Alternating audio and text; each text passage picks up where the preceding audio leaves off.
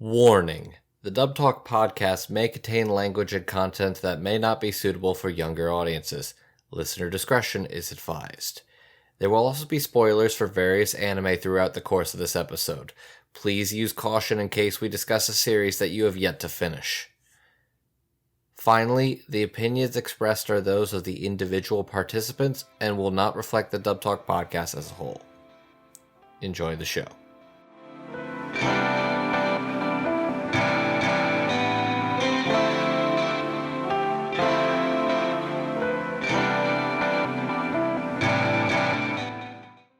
It's Frieren time. Come on, grab your friends as we ride so extra. Such Elizabeth, Frieren, the elf, Fern and Stark, the humans. We all will fade someday. Yeah, it's Frieren time. All right, buddy. How long have you been holding on to that one? Like 3 weeks. Oh.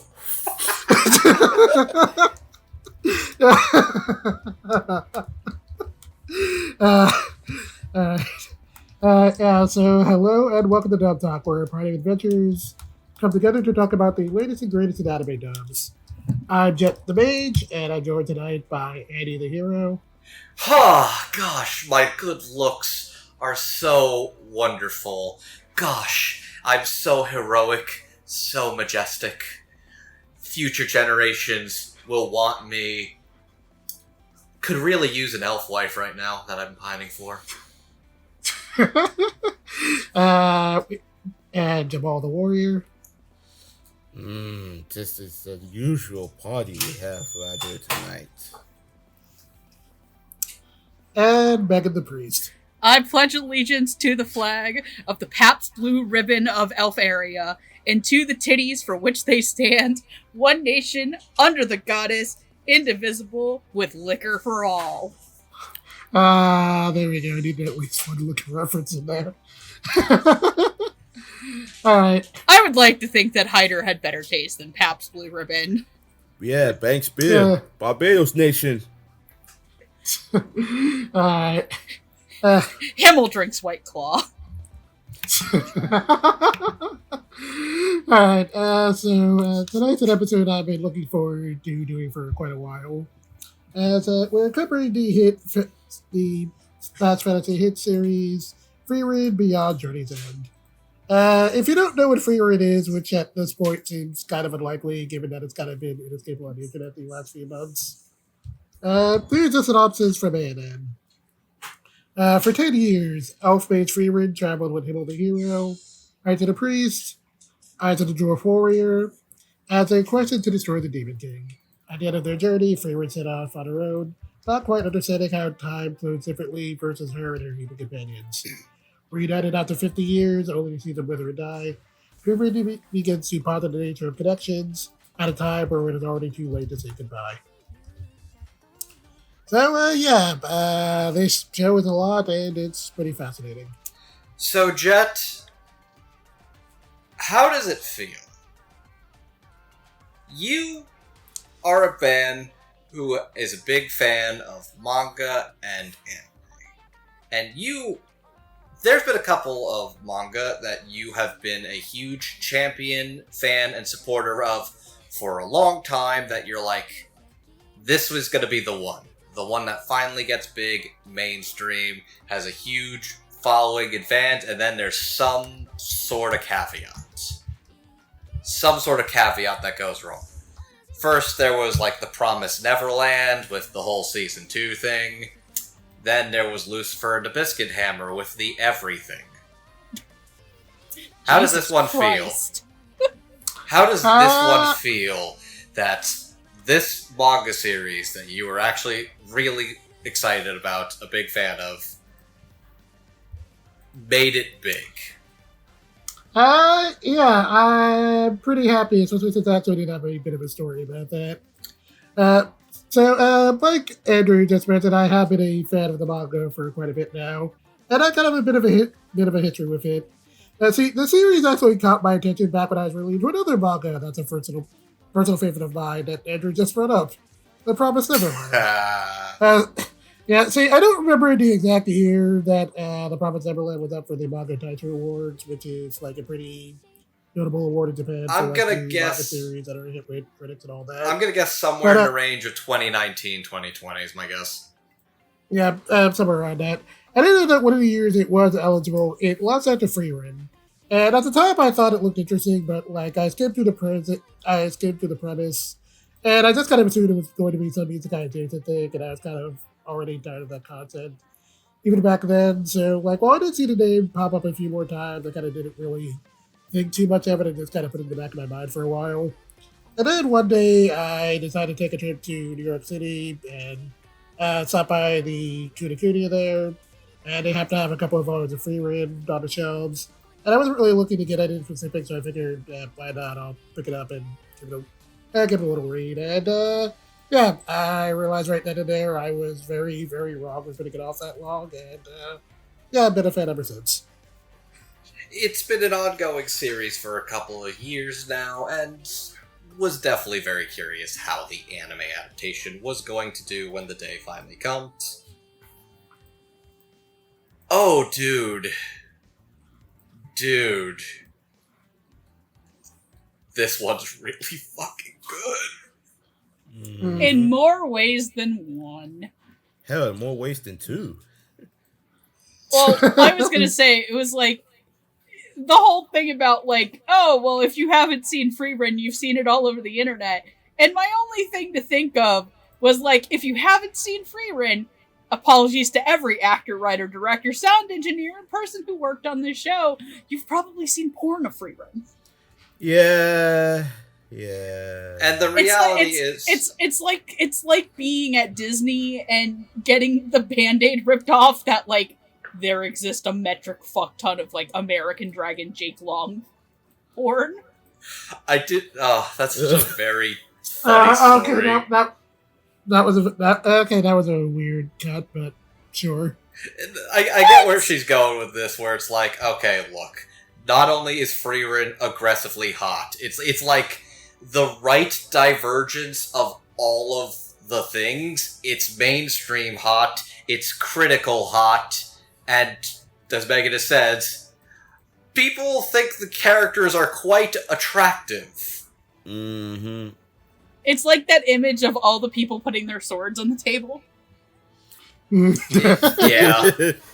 My favorite version of that is everybody who hates Bandai Namco, and it's all the franchises that they've been leaving to rot. I feel for all of them. Because I'm one of them. How dare you fuck over Soul Calibur, you cocksuckers?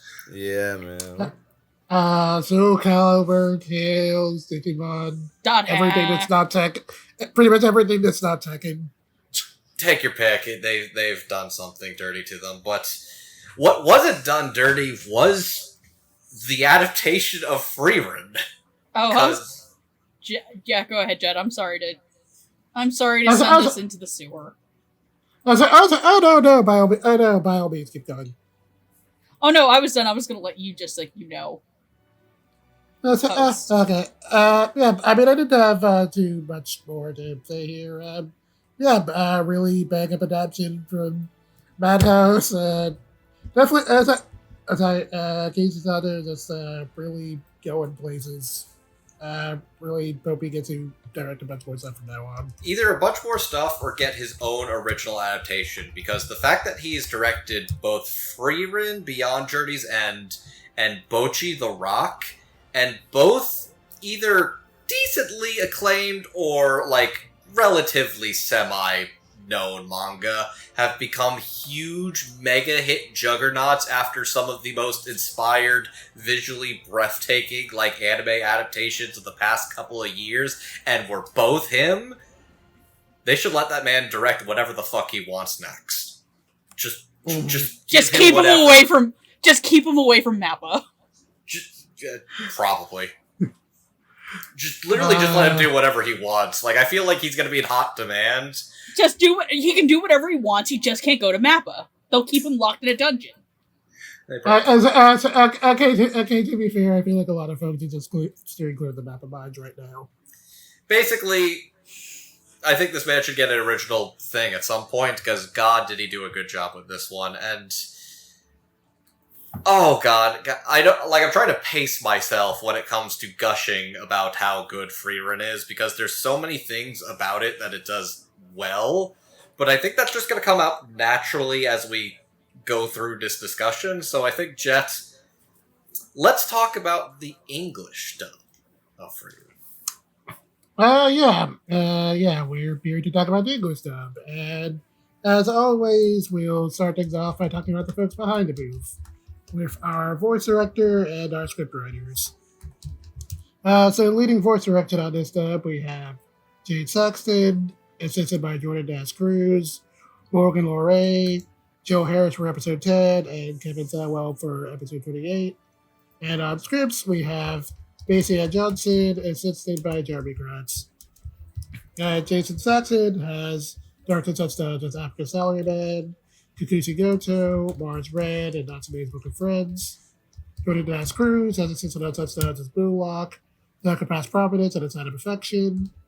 Morgan O'Ray has assisted on such stuff as Academy School Uniform, Akiyasama Olympus War Season 2, and Megalobox Snowman. Joe Harris has assisted on such stuff as Raven of the Inner Palace, Parallel World Pharmacy, and Vinland Saga Season 2. Kevin Thorwell has assisted on such stuff as Shy, Craftsman of the Elite Season 3, and Reborn of the Vending Machine.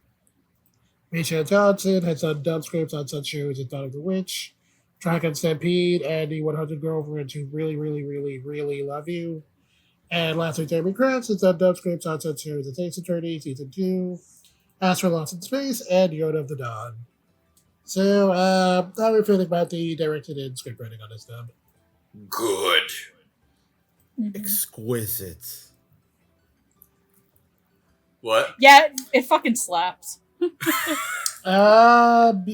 like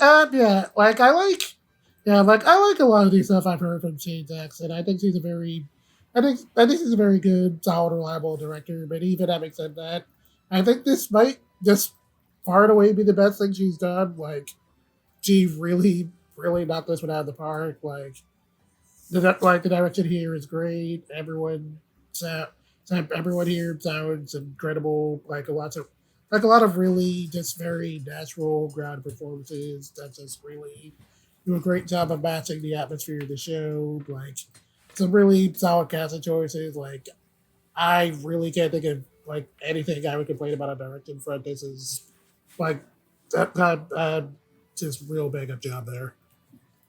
I 100% think that the person who was cast as Frieren herself was a big risk comparatively. I think that I think for one, Frieren is the best modern fantasy anime of our time, and this includes against isekai fantasy, which you would think isn't a high bar to clear, but there's actually some people would argue that with us.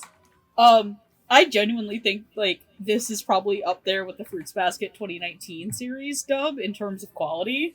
Ooh. From Crunchyroll, Funimation Crunchyroll, like this dub is absolutely exquisite. I think the adaptation choice was good.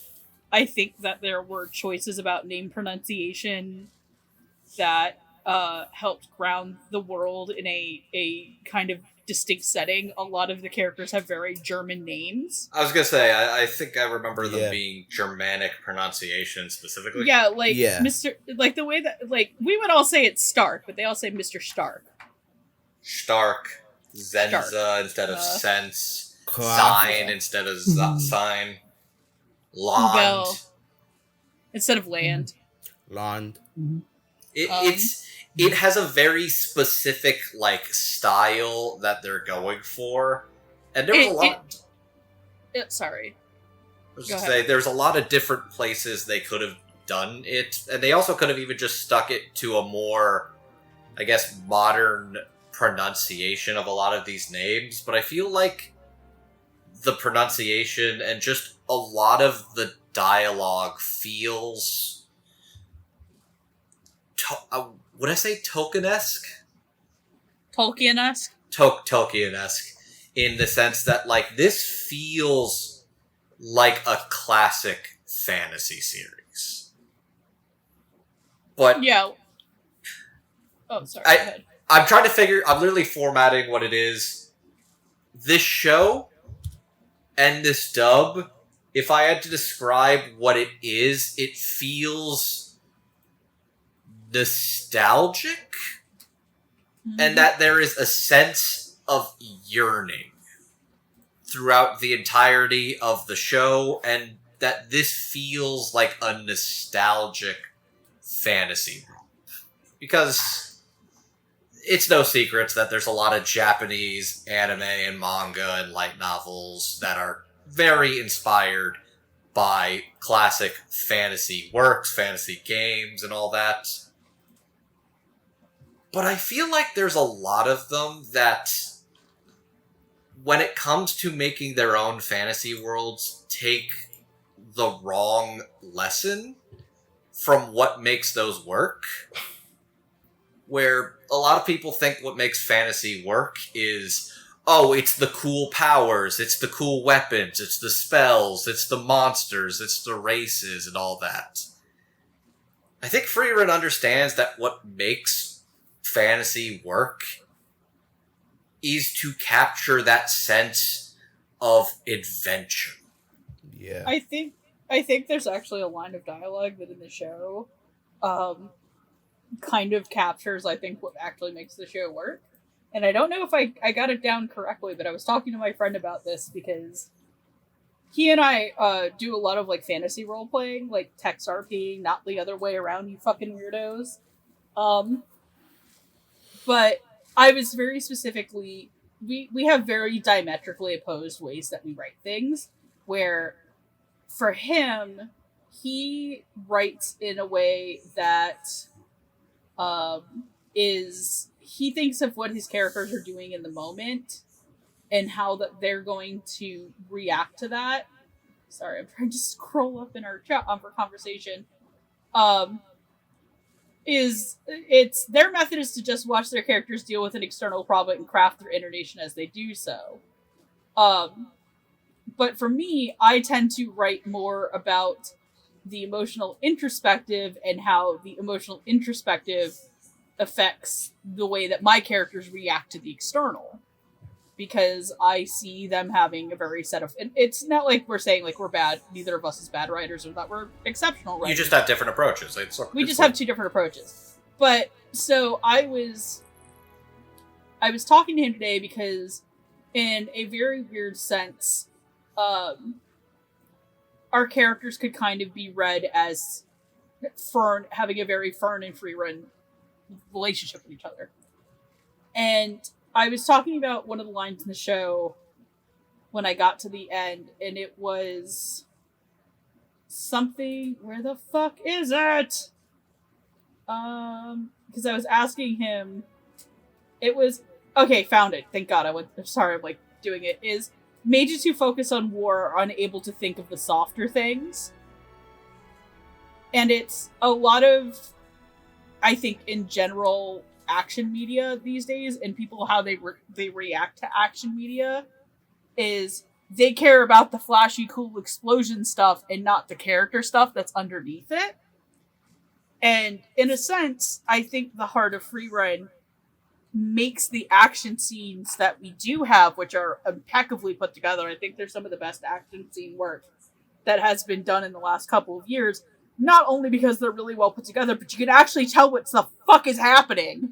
Yep. It flows very well, yeah. Very. Yeah, I gotta say, it is really funny you say that, because having read the manga for a long time, if there's literally one single complaint I would love about the manga, it's that the action scenes in it aren't really good. Like, it's honestly, like, pretty bad at depicting action. Like, I'm kind of surprised at how bad it is at that. I can't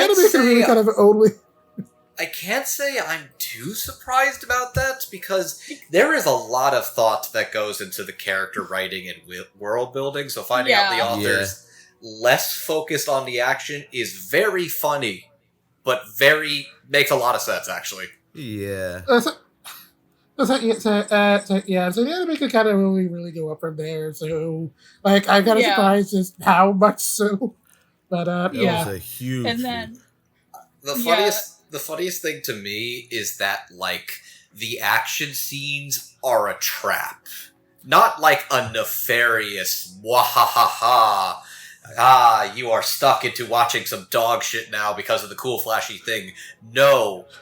You think the show is going to be the extravagant fight between Fern and the demon guy that Megan wants to destroy her pelvis. And no... What day? What? Asshole, that was a secret for later. That was a secret tool we were going to use later. Let's be real. Let's be real. If anybody's been watching this show long enough, they're not surprised. Bitch. Fair. But Okay. the funniest thing is that Frieren is the action in Frieren is a flashy trap because everybody thinks, oh, this is going to be this cool spectacle series. But the majority of it is like a relatively calm adventure journey through the countryside with a bunch of like friends and family and people that may or may not be something more in the future. They're not there yet, but you know they're gonna get there someday. Just kind of hanging out, talking about the little things. Like, Yeah. I will say this. There's two things that come to mind when I think of Frieren. Dragon Quest and something else. I don't have a lot of experience with Dragon Quest, but I feel like I understand through Frieren that this is an author that loves that kind of classical RPG series that is sort of the laid-back adventure going from point A to point B. Has to this me- author played Baldur's Gate? It would not surprise me if this author has played Baldur's Gate. I know for sure another popular fantasy series author has absolutely played Baldur's Gate because And I know ended she her- did in romance. She, And I know she did in romance. she ended her manga before Baldur's Gate 3 came out, and that's still really funny. But that's for the future. Don't worry about it. But when I think about Frieren, you know what I think of, Jet, that you would appreciate? Frieren reminds me of Hunter x Hunter, very specifically Tagashi's thesis at the tail end of Hunter x Hunter. The goal of Frieren is not really, like, eventually they're going to make it to Enda. But it's not really about going to Enda. The day has been saved. This is an era of peace. Is it though? But it's about finding joy in the little things. Because at the end of the day, the destination doesn't really matter as much as it is about the memories and experiences you make along the way. I know people have memed to hell and back the real One Piece was the friends we made along the way. That's actually what Frieren is. It's about the memories, the stories, the experiences that are well lived. And the joy of what magic isn't greater power and becoming all-knowing, all-seeing. It's about the joy on your partner's face when they find some stupid spell that's very silly and matters not, but it just... the quest and the exploration to find a spell that lets you see through clothes, or get a really good stain out, or be able to, like, make a bottle in a ship or something like that, and just the joy it brings in your party. Anyway, to finish what I was saying, no offense. No, you're good. There's a lot to think about. I know, I was trying to say something and you kind of like just cut in and I was like, okay, maybe I'll be done in a minute. No, so I think the thing about the softer stuff really plays well into Macy Ann Johnson's writing and Jeremy Kratz's writing, is because, like, there never feels like a, like, over-the-top anime moment, or, like, they have to sneak in a reference to something to make it more humorous, because I will actually admit that the show is also fairly funny. The absolute moment that will live in my head rent-free is when they are in the carriage, and the carriage gets picked up by the bird, and they're talking about how they're gonna get down, and Stark is, of course, freaking out because poor goddamn Stark is absolutely, like, the most baby girl character in the whole show. Bless his heart. No, absolutely. Yeah. And Frieren is talking about how his master, Eisen? Eisen, yes. Yep. Yeah. Eisen, would just throw himself off of things and into the ground and just be fine. And there is this absolute shot of Heiter trying to go down a little ladder, and Eisen just throws himself at the earth, Looney Tunes style, Yeah. and there's just a crater, and I busted out laughing. I I was gonna say, I don't think that's everyone's favorite funny moment. I know for a lot of people, it's the seduction technique. That's up there though. For me, I think my favorite bit is the one with the potion. Oh yeah. Stark will be overjoyed. Just pours it over her head. I told you to return that foul concoction. What about the and- spell book that lets you see through people's clothes? Yeah. So, poor Stark, how did your ship set sail? She said his penis was small. Which, here's what I think. I don't think it's that Stark is, particularly tiny. I think it's that Heiter was hung like a horse. The Fuck. Look. He goes to the river and he wears his loincloth or something. That dude's probably just rocking it out, and he's just like, what a Why lovely... would Fern know that? Look, Oh, you're talking about Frieren seeing Heiter's dick. yeah. Oh god, not again. So I did you have anything about that, Jamal? Sorry. Yeah. I think what made the show work for me. I mean, when it first aired, I wasn't really content on watching it until the dub happened. But I think what makes the show work for me is, like Andrew said, it's not about the destination; it's about the journey, of course beyond journey's end. So it's amazing how it can tell a story from where it initially ends, which. Thank God it did not do the cardinal sin of just telling the end of the story, then going back and showing how everything happened. No, thank God for that. Well, technically speaking, they did start at the end of the story, and the story is retracing the steps and doing a best of. It's more or less a continuation. It's like that. It's like the narrative of. You remember when we did Heavenly Delusion, right? Remember the narrative they were trying to weave? It's sort of like that. That's past and future intertwining. Yeah. Man, you know what the dude that just came to mind when he said that, Jamal? What's up? This made me think. If you really think about it, Frieren is just the entire story of Frieren is just post-game content. God damn it! Are you saying that's exactly it's DLC? I love New Game Plus. When you think about it, Frieren is basically a New Game Plus character dealing with a party of level 1s. Question: Answer. Is it New Game Plus or is it paid DLC? I would say I thought he meant it like DLC, but I would argue that Frieren is a New Game Plus. I was mostly thinking post game. Yeah, I was also thinking post game, you beat the final boss, and there's a few extra little hidden things you can do with your party, after you include everything else. I have all of these normal. That. I have all of these normal core crystals I need to pop for. Oh shit, Jet! You're the only person who's played Xenoblade Chronicles 2 besides me. Yeah, I get you. I did have a lot of core crystals left when I finished Xenoblade 2. I realize I don't... No. It's not Pyra, it's not Mithra, and it's not the little tan girl. But it's not the little tan girl Caitlyn got. No. What the fuck was her name? It's not Telos. Who's the girl from fucking Xenoblade Chronicles X? Jesus Christ. There's a lot of them, so I'm just gonna let you settle that for a minute. You know what I realized? I don't actually think I talked about the direction and writing. no, and I was about to get to that.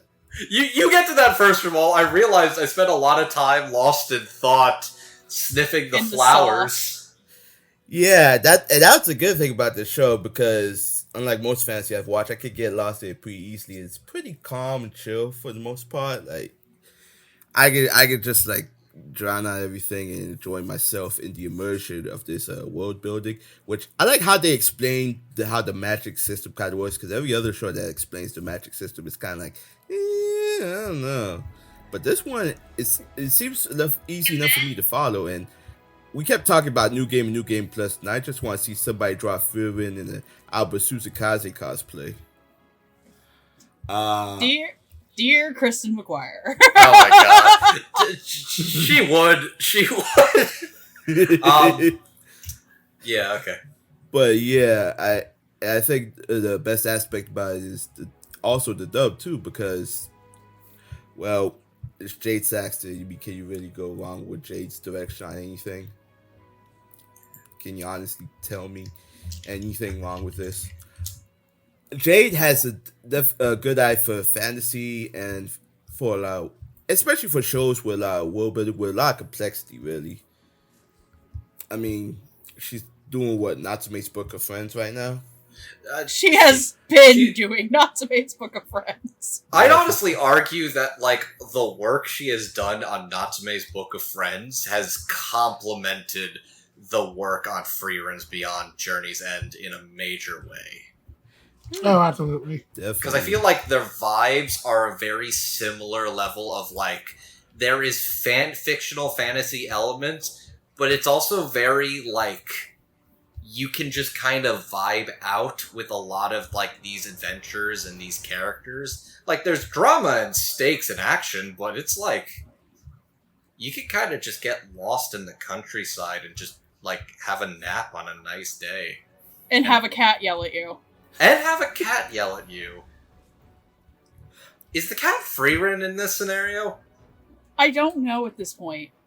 Frieren does have very, very cat energy. Yeah, I would say Frieren is the cat. Well, yeah, I can work with that. When she falls asleep, so. Yeah, Frieren is a cat. Fern is just a very, very, very exasperated cat owner. Fern is just one very tired cat owner. Yeah. But the direction is solid. Her casting, while it can be unorthodox at times, it definitely worked to its advantage. I think part of what makes it work is the animation because the composition, especially the battle scenes, a lot of it is just 2D to be honest. Like you hardly notice. I don't think there was any CGI to be honest, which is good for the. Oh no, there was. There definitely is. There definitely was, but I get the feeling that the compositing it wasn't too aggressive, distracting. Exactly. Unlike some shows. Wink, wink, nudge, nudge. It is, like, I understand, CG is not one of those things I see it in a show and I'm like, a pox at your house! How dare you get these computer polygons in my beautiful 2D anime series. It's like, I understand. I mean, I know some people who want to put stuff into 2B, but I don't think they're polygons. Oh, Jesus. It's definitely going to be a lot of RAM, that's for sure. Da-da-ba-ba-da-ba. Look, as long as it's not floppy going to a hard drive, you know what I'm saying? Oh my god. Oh, the floppy is just going to snap right off in 2B, just saying. It's a hot swappable, though. Say good. Oh wait, that's a fucking 14 song, not a Nier song. This is an episode about Frieren Beyond's Journey's End. Yeah. Alright, so sorry. so I want you guys, and I was going to say I'd let you guys keep going, but we are like 30 minutes into this. Yeah, so this is going to be a lot to talk about. I realize I didn't actually talk about the cast. The direction's really good. The direction is really genuinely good. Jake Saxton's a great actor. Really it's good. Real good. The script's real good. I don't really any problems with it. If I don't notice something, it's perfect. Like, yeah. If I may say one more thing before I go, I wanted to compliment one particular thing. This ensemble is really great. The casting is pretty immaculate, but I really want to give a shout out to Macy Ann Johnston, who she has really come to impress me over the past couple of years as a writer. Oh yeah. Being able to drop some like absolutely like insane bangers of like very, like, just hard comedy shows, like, references and just gloriously hammy, ridiculous lines, but also just a really good fantasy and sci-fi writer. She understands the tone of the work in a way that... Megan, I think we've actually talked about this before. Macy kind of reminds me a lot of, like, Jamie Marchi as a writer. Yes. Jamie Marchi was an incredibly underrated writer, especially for drama shows, and I fucking swear to God some of the like, I don't want to be, like, absolutely harsh, but, like, some people like to remember her for, like, the worst things in their mind. I'm not saying, like, she's done awful, like, things, but, like, what they perceive to be it. But nobody likes to, like, y'all remember the time Jamie Marchi literally wrote an entire language dictionary so that a dub cast would be able to speak a fake fantasy language better? Adaptive writing is an underrated thing, and everybody likes to scream about what you add or change from the glorious original, but adaptation's important, and I think good adaptation really goes a long way, and I think a lot of if we're going to talk about people who are underrated on this show, the mix on this show is absolutely baller. Oh, excellent. It's the first time in a long time I've completely noticed an OST. God, okay, that's Evan Call. That's Evan Call. I'm talking about the people on this side of the ocean who, like, you know, like, mix the fucking show. Yeah. Like, they made stuff feel so good. And it's, like, such an underrated thing to think about, like, in a fantasy show, about how, a mix sounds, because spells have to have weight. Like, this stuff is bouncing off of things. Like, there's explosions, there's, like, sounds of, like, clay and water and silence. Because there are so many moments in the show that are genuinely have to be quiet and lay on the music as much as it does the dialogue.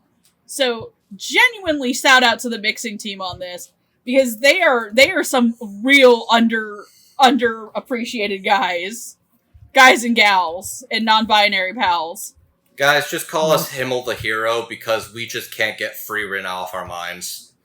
Oh my gosh. Nothing but good things to say about the direction. Nothing but good things to say about the script writing. Just really immaculate job getting across all the, like, naturalism of the show really well. And, great job. And with that, I think we're good to move into our first set of characters. Hey, Jet, remember what I said that Frieren reminds me a lot of Hunter x Hunter? Okay, hold on. I was actually going to make that exact joke. Oh my god. It's like y'all are friends. Yeah. So for our first set of characters, we have some of the characters from the Hunter exam. I mean, the Mage exam. So look, they might be calling it something different, but it's basically the Hunter exam. I mean, they even put Lady Hisoka in here. Like who are they trying to fool? I knew it! Her preferred type of violence is antisocial guys with glasses and not children, but, like, otherwise it's Lady Hisoka. I knew it! I fucking knew it! You told me like 2-3 weeks ago, hey Andrew, hold that thought, I have something really cursed that I think is going to accept you. I literally was thinking, you're gonna call Ubel Lady Hisoka, aren't you? And I was fucking right! I know you too well! But Ubel isn't into children. She isn't into children, she's into antisocial freaks and wants to know how big their dick is. Lad, how big is that dick? I mean, to be fair, Hisoka does target other people, but, like, yeah. It's the current series is hilarious. But no, I'm just sitting here wondering what would happen if these two actually met. Hisoka and Ubel? Yeah, because I feel like they'd either side eye each other, like, immediately, watch they know what the other is about, and just kind of go about their business, or just immediately break out into hot, slutty fighting with no in between, which would either option just sounds hilarious. I feel or they, like, I feel like Or- Ubel would be able to read Hisoka like a book, and then he would just take one look at her and be like, Nope. eh. it's funny you say that because I feel like my third thoughts on how this is going is like they fight for a bit and get really into it, and then Hisoka comes on too strong, says something really weird. Upon which Ubel's cruelty just turns dry, and that's a hard desert. Ubel then cuts him in half. And then he sticks himself back together with bungee gum because it's made up of elements of both rubber and gum. Anyways, let's talk about the rest of these characters. What the fuck goes on in that show? We will make you watch more of that if it takes.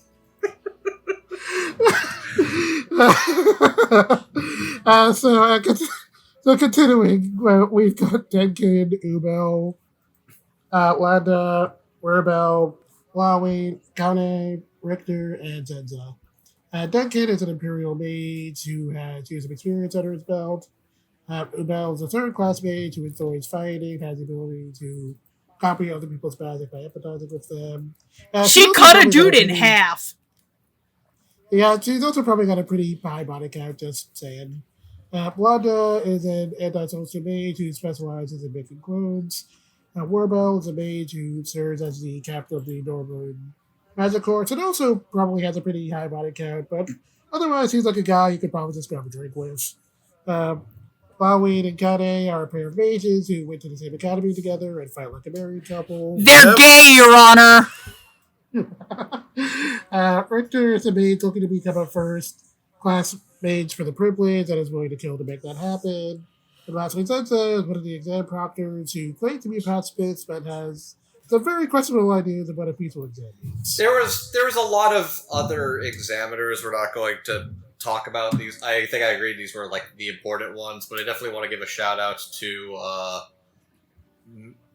Methone? The big titties. Big titties. Yeah. I really tried to restrict this to characters who... the girl who Caitlin Glass plays. The girl who Caitlin Glass plays, and Lawfon, who is Marissa Duran's character, who basically just gets adopted by Denken. Like, they don't even fight it after a while. It's just like, oh hey, Grandpa got me sweets. Dunkin', she is the most Bostonian examinee because she likes Dunkin' Donuts. Denken Donuts. Denken Donuts. Denkin' Donuts! There were a lot of characters you could have talked about in this section, but I tried to keep it to ones who were either like really important to this arc or who I know show up in a later arc. So I think you made the good call. there are one or two we aren't talking about who I do think briefly show up later, but these are the major ones. These are the core ones. I think that's fair. Mm-hmm. Yeah. So anyway, playing Denken, we have Ben Phillips. For Ubel, we have Morgan Berry. For Landa, we have Corey Wilder. For Wirbel, we have Rico Fajardo. For Lavine, we have Rebecca Dene. For Kanne, we have Madeline Morris. For Richter, we have Ian Moore. And for Zenza, we have Lizzie Sino. Ben Phillips has played such characters as Paka and Wonder Finn, Mir in Radiant Season 2, and Yushatake Shiraishi in Golden Kamuy. The best boy. Morgan Berry has played such characters. Morgan Berry has played such characters as Rino Kobayashi in Food Wars, Botan Sotome in Seven Seeds, and Moraha in Yashihime. Rico Fajardo has played such characters as Roland in The Case Study of Vanitas, Taiji Oki in Dr. Stone, and Leon Louise in Guard the Animation. Rebecca Dene has played such characters as Rin Fujitiro in The Time of Affection, and Mei Mei in The Apothecary Diaries. Alan Morris has played such characters as Arzo in Dancing with Dragons, Nagi Sabinasi in Girlfriend, and Sophie in Guard Fantasy Line. Ian Moore has played such characters as Olga Breakchild in Luck and Logic, Kojiro Shindo in Count on the Right Answer, and Nero Venetti in 91 Days. Lastly, Lindsay Tadao has played such characters as Maya Fey in Ace Attorney, Nakashita Shota in Assassination Classroom, and Akaze Shinju in SSS Gridman. Hang on, did you get to Corey? I think I missed him. Give me a moment. Alright, okay. And Corey Wilder has played such characters as So Hey Yao in A Condition Called Love, Brown Bauer in I'm in Love with the Villainous, and Oleto Gabel in Mobile Suit Gundam The Witch from Mercury. Awesome. So Alright, listen, I'm gonna rip this band-aid off. Holy shit, Morgan Berry makes Ubel sound really hot. Okay. I was gonna say either that's one of the last ones or that's one of the first ones. I'm sorry. It's so sexy. Okay. And I know I shouldn't be attracted to Ubel because Ubel would probably use me like a Costco hot dog. I'm gonna say, I definitely say we could probably pair off a bunch of these characters, and I'd say we start with the psycho yandere girlfriend and her streamer with a podcast boyfriend. Boy, how big's that dick? Small. Leave me alone. So, Frieren's fascinating because the majority of the show is like a couple of characters for the majority of the show and a couple of characters from the past. And then just the Mage exam is just a giant ensemble with a lot of, like, actually really well fleshed out characters.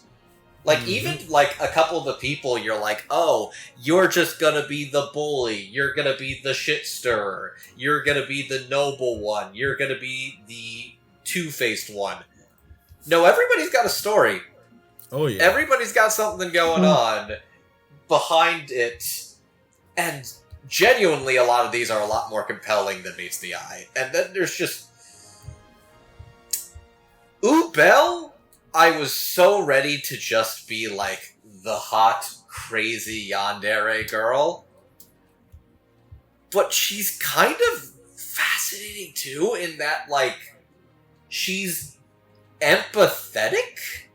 In that she can basically Sharingan copycat magic, but only if she understands, like, if where it's coming from. Because a lot of the concept of magic is conceptualization, and it's basically, if I know what kind of life you live, if I know what kind of person you are, then I can do what you do. And that's why she gets to steal Wirbel's Sorgadil spell, because she realizes he's a killer, but he actually is kind of uncomfortable with killing. And a lot of it is just kind of trying to psych himself up. And then she's like, oh, I get your deal now. Yeah, and I said that it made me realize that, when it really comes down to it, Ubel is kind of like a really surprisingly solid example of what an actual high-functioning sociopath is kind of like. Like, yeah, it's not like she's, like, out murdering people for the sake of, like, just, fucking killing people. It's, no, I'm doing this for, like, not only survival, but, like, I gotta give Morgan Berry, like, absolute props for the scene between her and Sense, where, Ubel fails the first time she does the first-class magic exam, because she kills somebody who is, quote-unquote, got, like, an uncuttable, unkillable, magic cloak on. Oh my god, she is female Ahsoka. Fuck. Hold on. Like, I'm gonna finish this thought. Hold on one second. I have a very, very naughty child coming up on me. Hold on. Hi, buddy.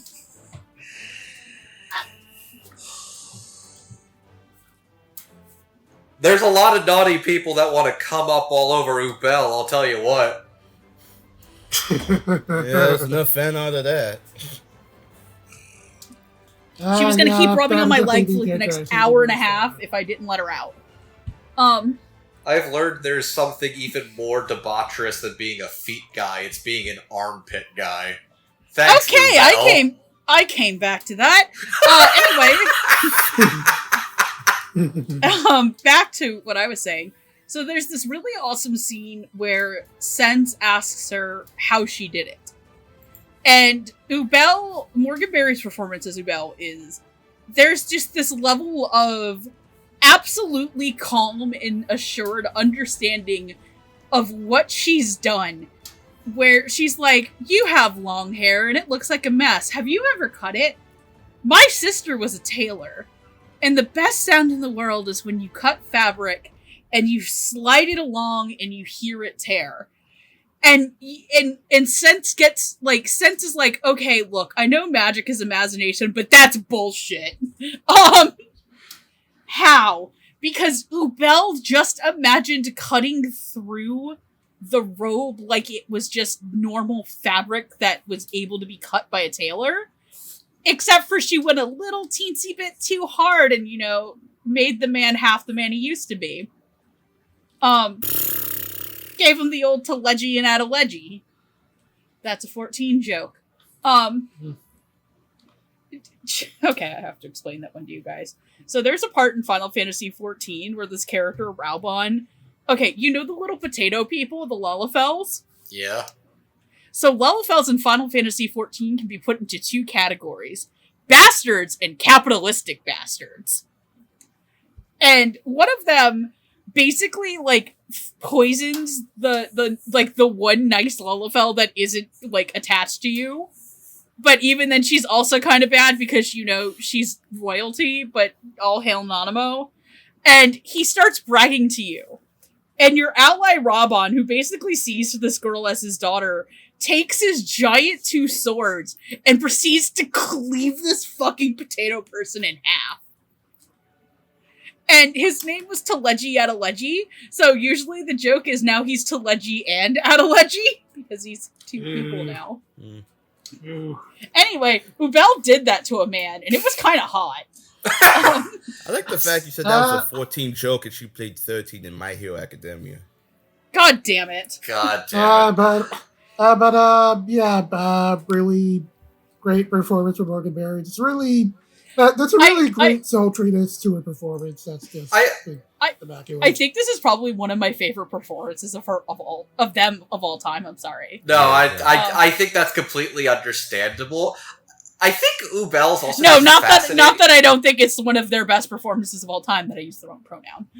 Same, my bad. I think just, like, the thing about Morgan is that, like, they are very talented, but also genuinely just, this is definitely the most erotic, like, sexual tension-y character I've ever heard them play. And they've done some pretty spicy romances and they were in Food Wars!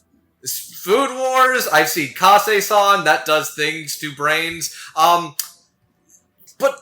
This is your brains on lesbians. The sheer sexual tension between Ubel and Lond is, like, there's a lot of great chemistry between a couple of pairings. We'll get to one in a second. But Ubel and Lond is like, oh, I don't know if you're good for each other, but God, you can tell there's something there. I can fix him, but whatever the fuck is wrong with him is funnier. She's basically just... She can't read Lond because she can read a lot of everybody else around her like a book and understands what makes them tick even at just a glance. But because she doesn't get what Lond's deal is and he's so closed off, she wants to get in there. Literally the scene where she's like, so when are you gonna let me in? I'm like, oh! Yeah. I mean, he's not all there. He's not all there because I can't believe that this guy is literally antisocial bookworm Naruto Uzumaki. Kagebushin, no, get off my lawn. And here I was just gonna say he's just playing like the really extreme version of Hikikomori. That's like, dude never leaves his house for any reason. Lond's a hero because he would see something says it's a hybrid and you're like, 4 out of 5 days in the office is bullshit. Get the fuck out of my face. You know what? Lond's a good dude. He wouldn't take that hybrid nonsense. He wants to fully work remote. He's not even there for the whole show. If he wanted to, literally Ubel could be like, so you ever taking it up the ass or what? And then he just does that one gif of the guy piecing out and disappearing. Yeah. I like the and fact then she'd be like, Where the fuck Corey, did where did my Discord boyfriend go? I like my Discord shadow daddy is gone. I like the fact that the last episode we just find out he's been in a freaking coffee shop the whole time. That's so funny. That's unbelievable. It's so funny. You know, I kind of want to... Oh, no, not even a coffee house. He's like sitting on his lawn. He wasn't even at a coffee shop. He was just at home. The fact that Zaria is like, is this a fucking joke? The audacity. You pass. But I respect it. Yeah. Oh, God. Is it Shaq who's the, I didn't respect your game, but now I do, or is that Charles Barkley? No, that was Shaq. Okay. Yeah, I didn't respect your game gif. God, that's... Yeah, apologies, I wasn't familiar with your game. Yeah, that's pretty exactly much. That was it. Which, man, Corey as Lond is really interesting. Yeah. Because it's very, like, stoic and distant, but it's also very clear that, like, it has emotion and feeling to it as well. And you can tell it's, like, him always keeping his guard off and having to try and deal with somebody that he's not good at dealing with. And then just... Nor does he really want to deal with. But she lets herself in, and you can tell that, like, something's there. Which, I love that scene where, like, he gets really injured, and she goes out of her way to put herself in a dangerous situation because she realizes he will feel immense guilt if blood is on his hands. So when he comes up to save her, and you can tell, like, she's excited because my knight in shining for her eyes. And then it's like, I just love bitch. I love Corey's delivery of, like, I have a name, right? Yeah. Oh, I love when, like, he's in an alleyway, he's trying to look at some cats, she sneaks up behind him, and he's just like, oh, joy of joys. What do I owe this displeasure? Yeah. There's, like, this level of, like, emotion that's clearly, like, seeping through that he is doing all he can to not let it show, and, like, that Corey is doing an impressive as hell job. Yeah. Like, no, go ahead, Jamal. No, it's amazing how they can play such distant characters and still pretend to build personality in the character. Because if I remember correctly, I think they're also like the mysterious guy at the end of Link Click Season 2. And I thought I still need to get to Link Click Season 2. I just get on that, because let me tell you, woo boy. Meanwhile, my only references for Corey are the character he plays in Witcher Mercury, and I watched a few episodes of what I think was Tales of the Wedding Rings, where he played like the hero protagonist in that show. And this is a very different performance from either of those characters. So very much what he's done here. Corey's got rage, and he's absolutely killing it as, like... Yeah, they are absolutely killing it. Yeah. Yeah, they're great. Both of them, really. I kind of wonder, like, if it wasn't for the dub, do you think the chemistry would have felt the same in Japanese? Because, you know... I actually have watched the United subversion, and I will probably do a comparisons, like probably when we get the favorite specifically. But the chemistry was there in the subversion too, I'd say.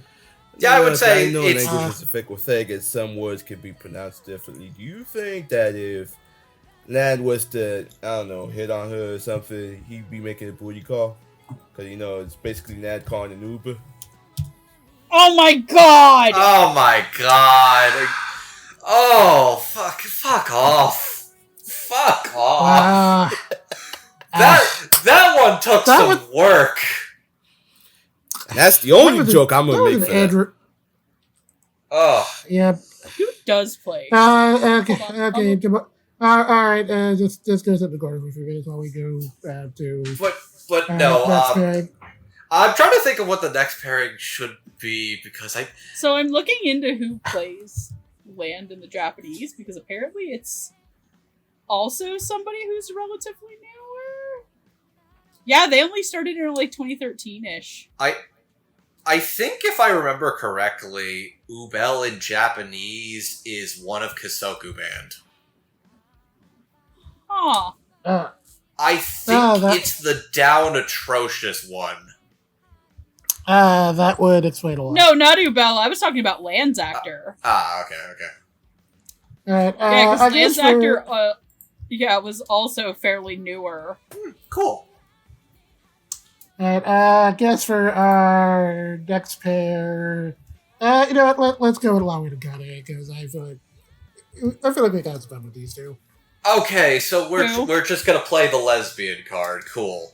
Lesbians! Oh my Lesbians! God. So, like, I love how there's a lot of very compelling pairings that are, like, this is not a romance show. This is a pining show.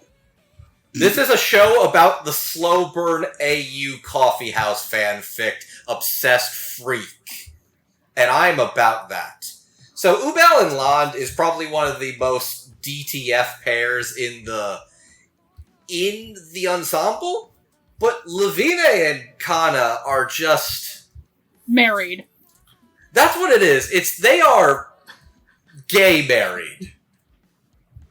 Because it's like they bicker and fight, but they have unbelievable coordination and chemistry, but are also genuinely sweet and supportive to each other when they actually need them to be in each other's corners. They are antagonistic Marianne and Annette. Oh, Mercedes and Annette. Mercedes and Annette. Ooh. Oh, Fire Emblem. Okay. Of course it's Fire Emblem. Okay, you know what? Hey, Okay, now, you know what? I have multiple games I am into. I have referenced 14, Xenoblade Chronicles 2, and Fire Emblem 3 Houses tonight. None of those Thank you very much. Alright. Okay, the Fire Emblem reference I do understand quite clearly, and, you know what? Yeah, I can definitely see that. Just Madeline's delivery of, does Princess Lawn need her head pat? Dost thou, Princess Lavina, dost thou crave head pats? Yeah.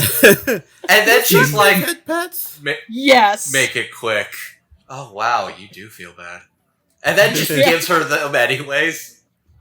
Like, that is a level of, like, woman-to-woman contact that no cis man will ever understand. I also or love no straight how straight man will comprehend. The first episode, like, they are bickering at a level that Frieren is like, oh, I see. Violence has been chosen. Chosen. Yeah. Like, and that's the thing I'm gonna say, like, that'll give, I want to give, like, Macy Ann a really big compliment for, because that is very clearly a line that can be memed to hell and back. And yet, because, like, I see you woke up today and chose violence is a very big meme. And yet, it feels so natural the way that it is written. It's, like, that's the impressive thing about the adaptive writing, is that it blends into the world without feeling too, like, I took an arrow to the knee. I was an adventurer, like, Todd Howard, get out of my anime. Todd Howard, get out of my anime. But, yeah, so, also... Stop yelling at me, Todd! Of, like, I was much more familiar with Morgan Berry than I was with Corey, and I walked away very impressed with Corey Wilder and their work as Land. Lavina is another one that really stuck out to me, because Rebecca Dene... 100%. Yes. Rebecca Dene is delightful, because it's very clear that Rebecca plays Lavina as, like, somebody who is a rich girl, came from a rich upbringing and family, and I wouldn't say she is, like, stuck up, better, holier than thou. I think she's just kind of like a rich girl with a lot to prove. Mm-hmm. She's the youngest of, like, I think they actively bring up, like, her brothers are all, like, fairly well-known mages, too. Yeah. To which, Rebecca Dene really came onto the scene, I think, because of this. Oh, yeah. Because I'm looking at their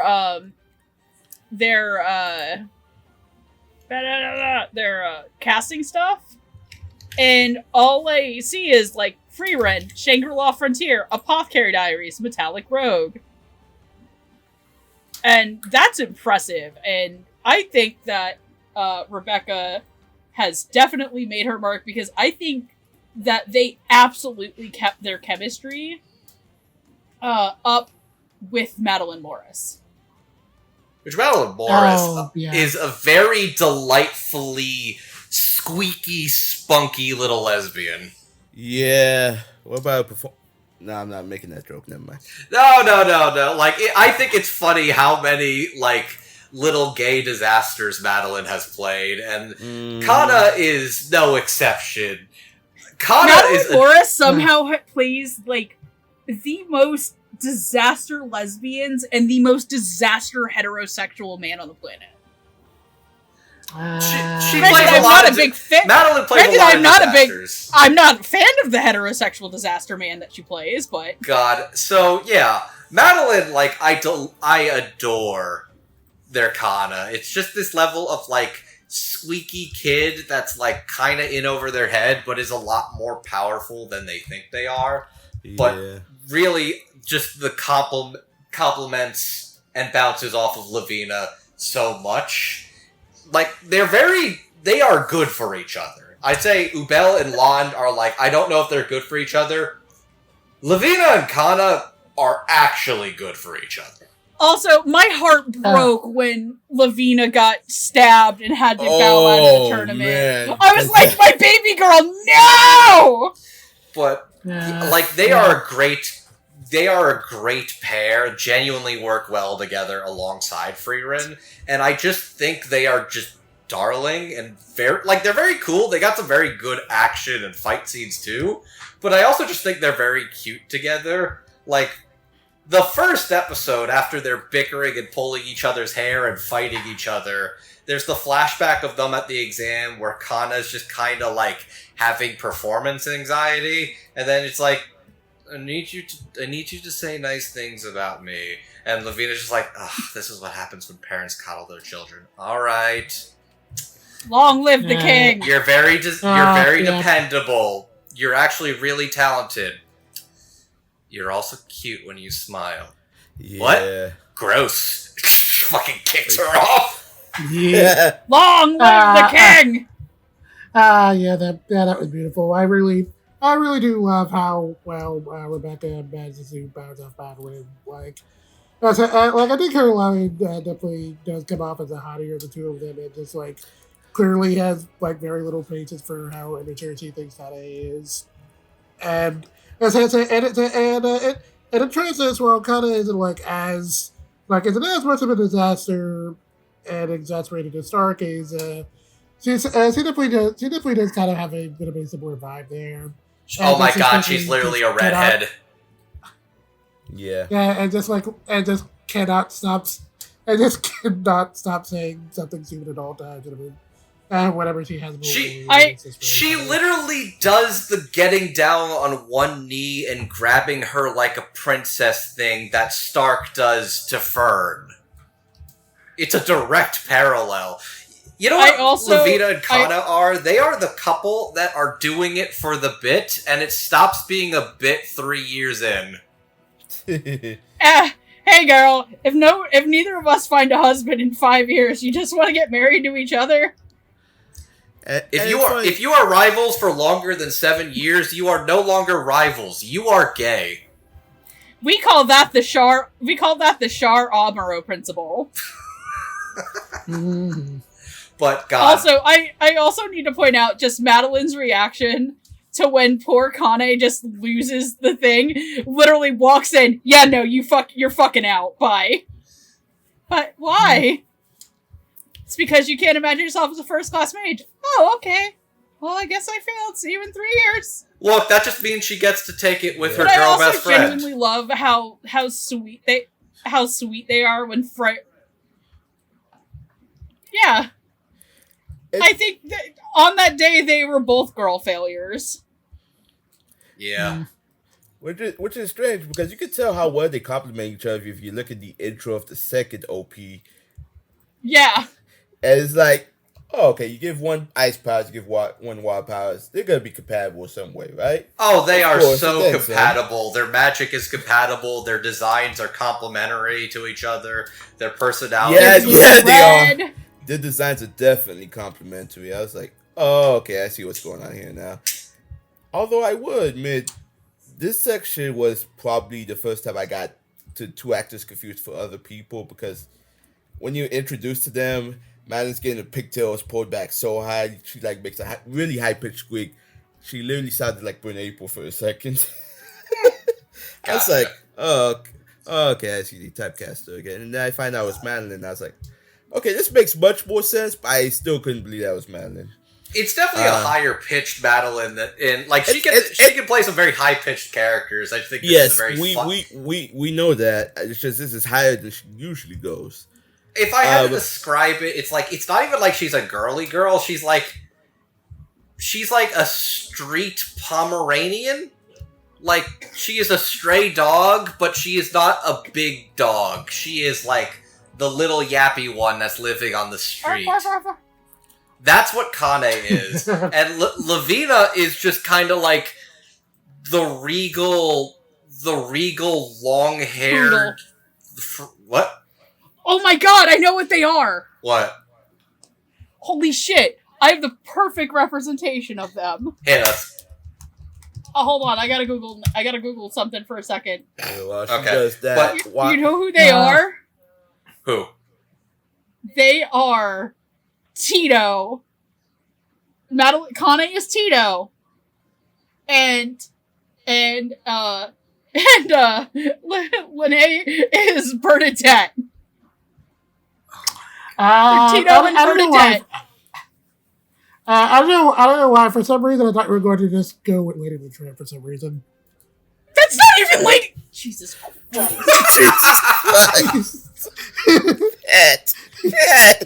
How? Noah's not even here, and I'm mad. Have you, Jet, you ignorant slut? That's Oliver and Company. Okay, let me bring this back down to earth. Rebecca today, I'd never heard of her before, so when I heard her first, I legitimately thought it was Morgan Le Ray, because Morgan Le Ray has that same kind of tone, but this one was lighter than usual. And then I found out who this girl was. I was like, never heard of her, but she sounds great. I like it. Especially considering the character's upbringing, it definitely works in this case. And I'd like to see more from her. I got it. I just got it. Lavina is a pillow princess, and Kanne's a service top. Oh, for fuck's sake. Alright, so... Rebecca and Madeline are incredible. Either way, Frieren ain't getting any sleep in those rooms. She's just trying to read her book. There's so much teenage sexual tension around her at all times. Yeah, poor one. Alright, so I think I want to save Denken for last, so I think let's put Wirbel and Zenzo together. They are both gray-haired and a little unhinged, so I think that's fair. Who are we talking about? Rico and Rico and Lindsay. Oh yeah. So it's I know Ubel was up there in terms of like unhinged characters who are kind of like more interesting than you would expect. I would say the same for Wirbel, because like you see this guy, and you see how he's introduced. It's kind of like, oh, he's this really dangerous dude who has like a reputation for. Doesn't Fern say? Isn't the way that Frieren says that, like, how Fern describes him is he looks like he would kick a puppy? Yes. Yeah. Wirbel is the most nothing personnel kid-looking motherfucker in this cast, and he's actually kind of a chill dude. He's just like a really just chill professional dude. I want to genuinely talk about Rico's performance here, because there is a moment, I believe it's in the last episode, where he and Frieren are talking, and it's what happens is that Frieren is walking around and with a bunch of grimoires, and an old lady at a shop drops all of her oranges, and Frieren doesn't help pick them up, but it is, in fact, Wirbel? Verbal. Verbo. It's tricky Verbo. because the way they are said and the way they are spelled are diametrically opposed. It's And- Germanic. So she's talking to him, and she goes, you know why? Like, he's like, I'm surprised you didn't help. And it gets revealed that he has grown up on stories of the hero's party. And the thing he has this talk where he goes, my town was one of the ones that in the Northern Territory where Himmel the Hero had come through. But obviously so much time had passed since, you know, like... But so the only people who really would tell the story are the older people. And he didn't get why that the stories that they would tell were not the ones of, you know, like Himmel defeating the demons or killing the great dragon and all these other things, but they were rather of Himmel doing, like, your mundane fetch quests. Until his town got massacred by the demons.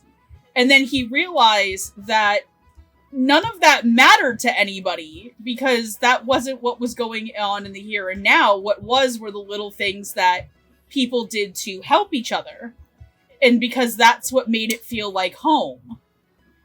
And Rico's performance having this, like, somewhat level of, like, edgelord to it, but also having this, like, innate understanding and kindness. Because he realizes that you kind of come to realize that he does things and says he's going to kill people because it's genuinely an act to keep himself alive in these times where, hey, all of these demons are suddenly coming back. Like, the northern countries in turmoil. His village has slowly lost all the people that lived there, including the girl on his team, who is very clearly the girl that moved away that he promised to as a child. There is no subtlety there. And Rico just carries this performance, and I think a lot of people associate Rico these days with these very funny haha characters or very upbeat things, whether it be because, you know, he's been playing Mirio for so long, or he's, you know, everybody loves, get into the van! Go, go, go, go, go! Yeah! Come on! Zombieland, like his Kotaro and Zombieland Saga, that a lot of people kind of, I think, forget that when Rico's career was kind of really first, like, hitting a bunch of people, he played a lot of very much more somber characters. And this kind of very much reminds me of, like, his characters, not only in, say, things like Grimgar, but his character in Seraph of the End, or, you know, Jet, I think, brought him up in, like, roles that Rico's played, like his Leon Luis performance. Rico Fajardo comes from theater. This is a very theatrical moment. And I think that really helps, because I think a friend of ours on a server was talking about how they were watching another show that Rico was in. I don't remember what it was. It was a show with both Rico and Lindsay, funny enough. Yeah, so this will be relevant for the section. But yeah, I forget what the fuck show he was watching. Uchigiri. Oh yeah, okay, it was Uchigiri. Oh. And he was talking about how Rico's performance felt so much more natural than a lot of other people's. And it was because he had a theater background. And, like, there is such a natural, not only charisma to Rico in this scene, but, like, a genuine natural warmth to what he's saying. And it's like, yeah, I could believe that this guy, you know, became a ruthless mercenary who knows all of these magics to, like, you know, keep people alive because, you know, he's dealing with all the demon stuff, but he's genuinely a good person at heart. And then he puts on a mask. He puts on this mask that's very much he puts on for survival, but it's very clear there is a good, kind-hearted person, because he so easily could have just, like, left his teammates just as, like, you're all slowing me down, you're useless to me. But then it's like, he carries her. And then she's like, put me down. I don't want to be carried like an object. And he's just like, fine. And no, it's because he was making her float around. That's why. And then he's like, I'm not your horsey, you know. And then he goes picks up his other buddy, which his buddies were Trina Nishimura and Alejandro Saab. And then he goes to pick up Alejandro Saab, and he's like, Wirbel, I can't move. Please carry me. And then he just starts floating him like an object, and it's like the things I put up with. The shit I deal with. And he also has a bromance. He has a bromance with Stark for 5 minutes too. Yeah. Because it's like, there's some things I was told to exterminate. You look tough. Get in. And then it's like, yeah, this meat, baby. Yeah, that bit was beautiful. But but that's because Megan brought it up earlier. Like when when Wirbel was like giving his whole like thing about like how much he looked up to him as a kid and all the little things he did. You know what I realized in that moment about my second rewatch? What? If you really think about it, Wirbel was just Bakugo if he got therapy. Oh my god. Oh my goodness. Oh my goodness. Like, he is also an older person. I think they mentioned he's like his early 30s, so he definitely feels like a guy who has kind of learned he's gotten a lot of his emotions in check, and can, even if he's compartmentalized some stuff, he feels like he is somebody who's actually a reliable boyfriend, even if he's got some issues he's kind of going through. That was not where I thought you were going with that. He feels like he would be a very attentive lover. Also, I'd like to point out that for a guy who like seems like a scary killer murderer, his main magic is literally time out. It's basically, I almost called him a Discord moderator. Ugh. He fucking is! Oh my god. He's too tired. He puts on a fake mask to make himself seem tougher than he is when he's actually a lot more kind and depressed. And he's dealing with children. Oh my god, he's a Discord love that moderator. moment. I just love that moment of him and Stark just in front of the giant monsters being like, yeah! Yeah, you're my guy! You're my bro! But you know, the last time Stark got felt up by a random dude looking for a warrior, it was a lot more awful. God. Oh. But, no, Rico is an incredible actor, and this is definitely a very juicy character he gets to play. Yeah. Let Jamal go, because he talked about him. I don't really have much to add. Yeah, I do think this is one of Rico's more unique performances. Because, yeah, it definitely seems theatrical when you first introduced to him. I mean, he does look like a stone cold killer. I mean, this character probably has killed a few people. He even said himself that I forget who he was talking to, but when he's talking about killing, he said that most people are killed because of the bloodlust and the boredom that they encounter. So to understand Wirbel's unique perspective, I mean, Rico kind of had to delve into that bit. It's like if I had to guess, I'd say Wirbel probably did kill a few people in his day, and then just like he really didn't like it. But he only kills because he has to. At least it gave me that kind of feeling. But Rico manages to nuance it a bit. Very, very careful and very good too. So. It's a character I like a lot, and and I can tell you guys for free, he does show up later on, so you will be seeing more of this character. Excellent. Okay, oh yay! And Zedza also is a very interesting. She's very interesting. It's very clear. We don't get to spend a lot of time with the first class mages, but it's very clear just from this little arc that there is they're not all on the same page of what they are, or even what fucking murder Rapunzel over here. Zed's fascinating because she seems like somebody who genuinely does want the best for people. Like, she basically picked a strange... Because she basically was kind of mad at her partner, who was played by Aaron Roberts, basically picking a battle royale, trust nobody, not even your friends and allies match. And she's like, oh, you son of a bitch. So, to catch the yeet bird. The yeet bird. I do love the little stilla. Those things are fun. The fucking... I love it, like, yay, we caught one! Fooled you! Fucking... Yeet! Fucking zooms! Motherfucking zoom. Zoom. But... Magic Roadrunner. Magic Road...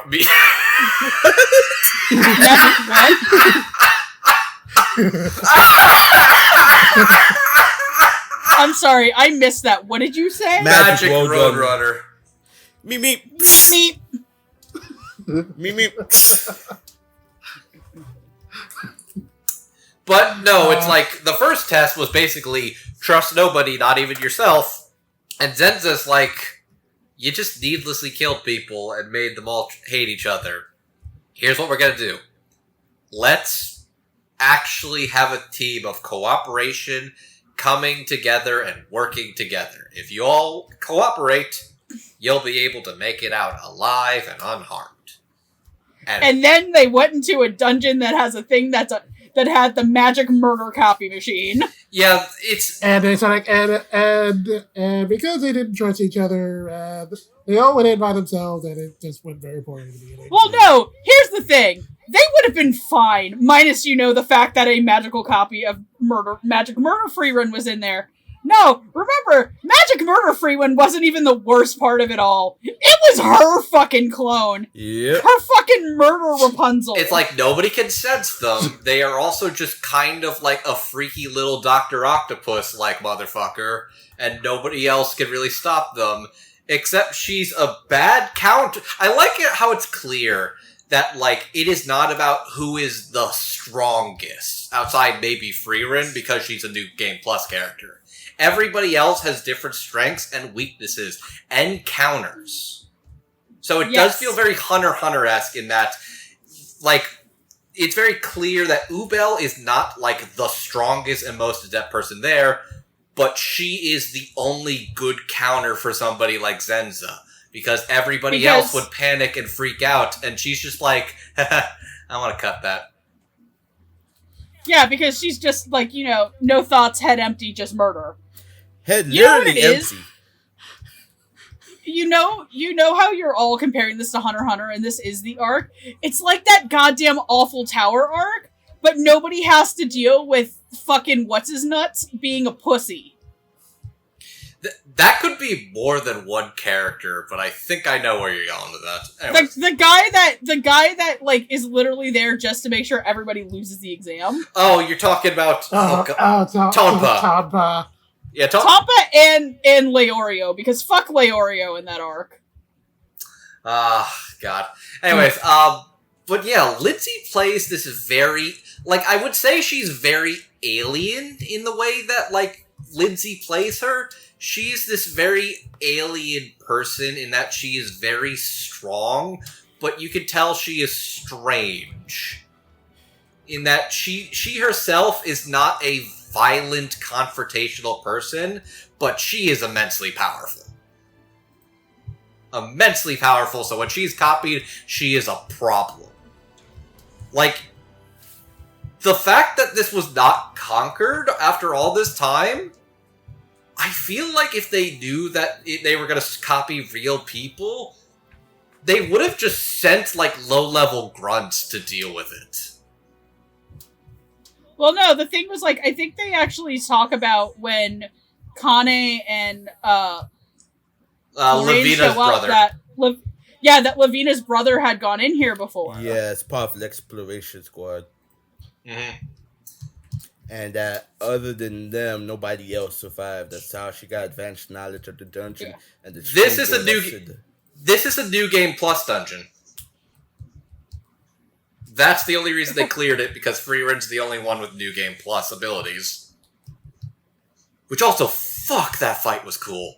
Yep. Oh yeah, no, that fight fucking slaps. What? So also the fight with I'm sorry, I absolutely loved the clone the clone version of Sense going around and killing things, and when the girl who's really good with hypnotism tries to do it, and that's how they figure out it has no mind. Yep. That it is quite literally no thoughts, head empty, just murder. Yeah, those things are genuinely scary. But, like, God, that was a pretty compelling...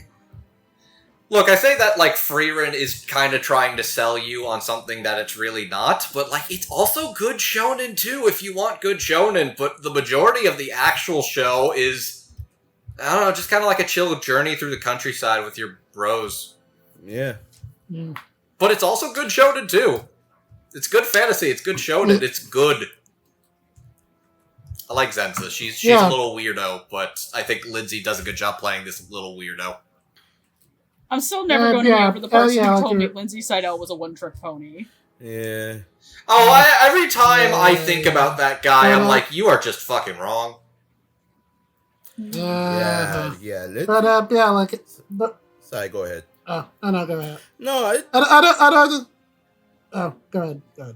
I do think Lindsay was definitely pretty good because she's definitely seen some shit. Not just because she's an examiner, but because she just chooses to observe Frieren and Fern throughout the second part of the exam after seeing what Aaron Roberts did in the first part. It's like, it's weird. They said that she's a pacifist, but the Spiegel causes her clone to go on a murdering spree, basically, more or less. The fact that Lindsay has this word wariness in her voice compared to the main character is kind of unique. Like, she's just speaking quietly, just silently observing. It's kind of hilarious in a sense, but it's kind of unique. Like, pretty much almost everybody in the section is kind of unique in their own way. I do enjoy that one scene where Gano is like so sure, like, this barrier was created by the mighty Zaria. Nobody has ever broken it. It'll never happen. And she's just kind of like, I think somebody's trying to do something to the barrier. It'll never break. Happen. Oh, man. Never is to... I think it was... Never's here. Well, never's here. Mm-hmm. I think the funny thing is that I'm pretty sure she does, like, pull out an umbrella, like, briefly before that happens. So she's like, yeah, something's gonna happen. Also, okay, listen, I'm gonna say it right here. If everybody's like, oh, Fern is peak female design in this show. No, it's Ubel. No, peak female design in the show is Sense. I thought it was the hypnotist lady because, man, I was feeling her. If only a certain somebody had stayed in the party a little longer. God. But yeah, literally I saw, like, Methode, the character Caitlin Glass plays, and it's like, man, Sein would have had a field day looking at her. Just, they probably would have had good chemistry, too. I like the I think fact... she's another character who does, like... Sorry. I think she's another character who does briefly come back later. Yeah. Cool. Well, it's funny because when she tried to test her restraint hypnosis spells on Frieren, Frieren's like, oh, you smell nice. And then Fern got so fucking jealous. Oh my god. God. But yeah, no, Wirbel, Zenza are very fun characters. You want to talk about the best boy? Grandpa! I was like, the best boy and the worst boy. We gotta talk about best and worst together. We fight with our fists! Cerebral is Richter. I do like his performance a lot. It's just like, because this is currently a dude who's just kind of like, just very clearly determined to kind of, not to begin his way necessarily, but just like, he knows what he wants to do, what he wants to accomplish. This man would hit a child for McDonald's Szechuan sauce. Oh my god. Like if he has to kill some kids to like get what he wants, he'll just do it. You know what Richter is? They do the rest. You know what Richter is? A miserable pile of secrets? I mean, dick? possibly. Oh my. Oh, fuck off. Oh. Oh. God.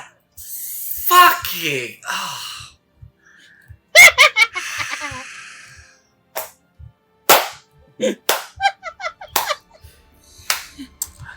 Clapping to acknowledge, not to reward you. The hell you ain't. Okay. So. Thanks, Daddy. You know what I realized Richter is? Richter is like the top of his class in college kid that has been working a part-time job for 5 years. This is a man with a degree who's had to work at the McDonald's. If not McDonald's, at least like the small Best shop Buy. in the middle of bumfuck nowhere, and he's like, I have a degree. Like, I have a...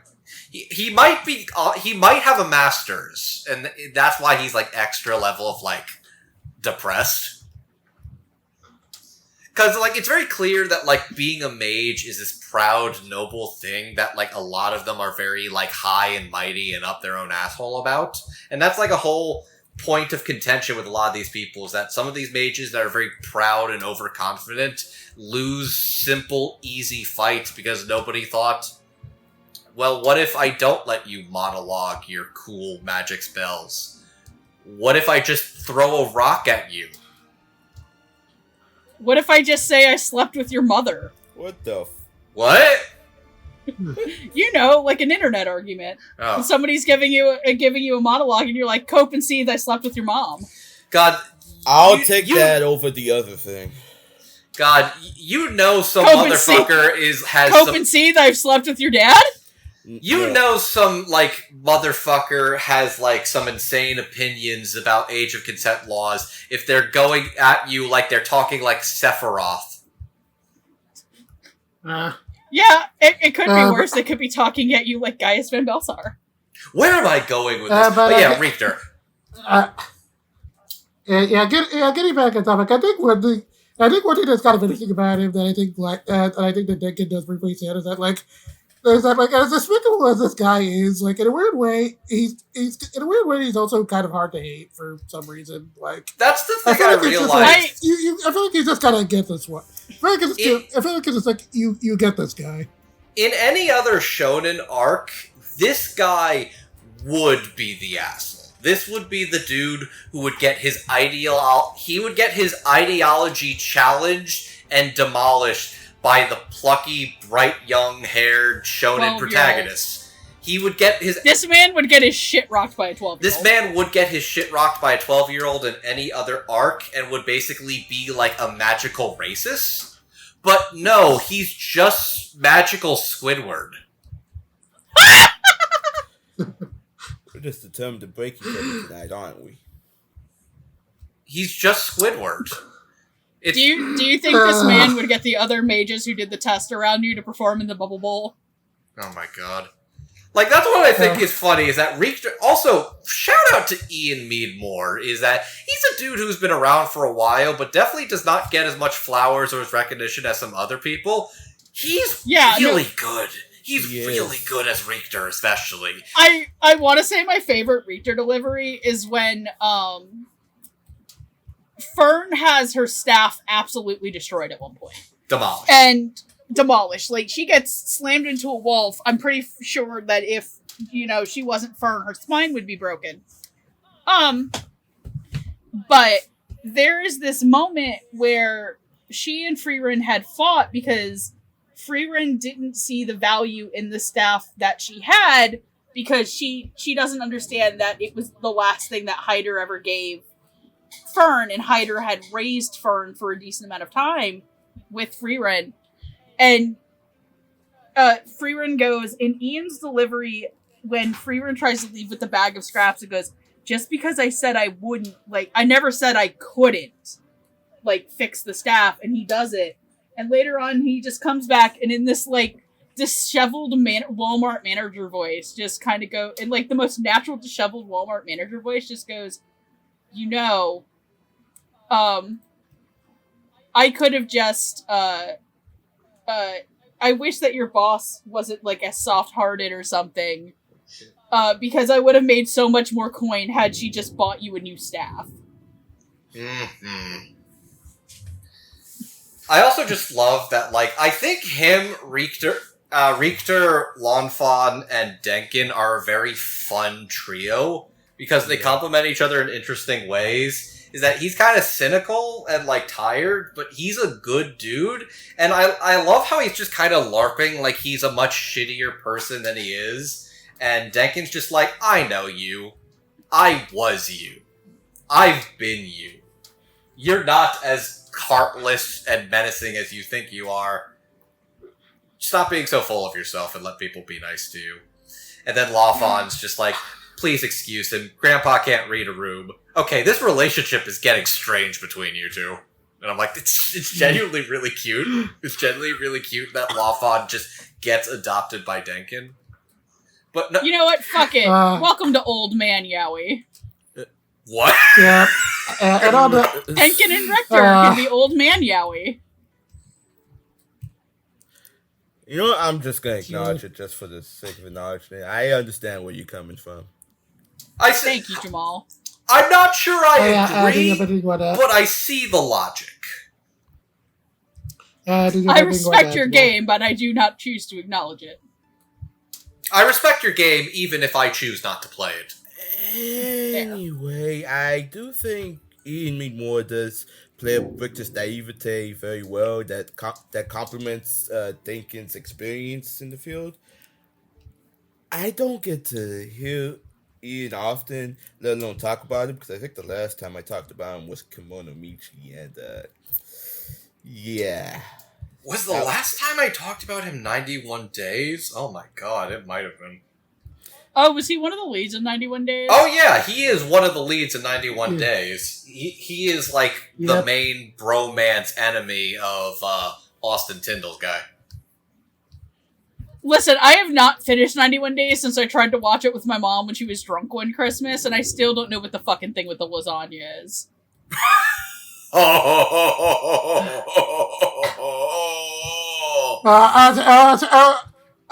Okay, when are we gonna rectify that? We will. No, you're not allowed to tell. You're not allowed to tell me. Patrick will actually get upset with you if you tell me. Okay. Nobody's telling you. You will find out. Anyways, I really like the end in this. You know who's somebody who we all need to gush about more? Who deserves all the gushing about? Ben fucking Phillips.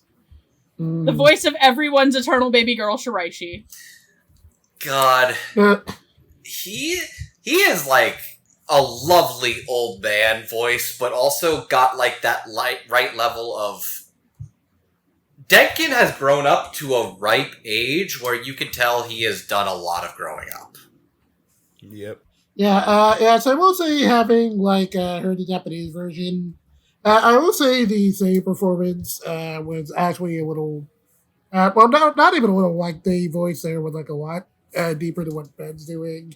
And when I went to manga, I will admit that it's kind of like more of what I was sort of expecting. So Ben's old man voice sounding a lot lighter in tone kind of took me for a loop, and I had a little bit of trouble getting used to it at first. But I do think that Ben's performance here is really good. He does do a really great job of getting across Denken's wisdom. This is definitely a guy who's seen it all, has experienced everything, and I wouldn't even say he's tired necessarily, but it's just kind of like, but it's like he knows the drill. He doesn't really want to have to do more than he has to, spill any more blood than he had to. He knows, he knows that if this is as important as everyone else seems to think it is. And I feel like Ben gets that across really well. I think for me, the really big moment of getting across Deacon as a character is when he's talking about how mages don't need to be strong or very powerful. They just need to be a symbol of hope. And how he talks about that is so genuinely love it. he so genuinely believes that about everything. And it's very, very, very, like, it's just very, very, like, calming to know this is how he feels about it. And that he's not doing this exam and he doesn't want to, like, you know, murder everybody or kill everybody to get to his way. He just wants everybody to just see magic for the wonder that it can bring to the world, in a sense. Because outside of Frieren, he's really the person who talks about how magic is of the imagination, that you are limited only by what you believe you can do.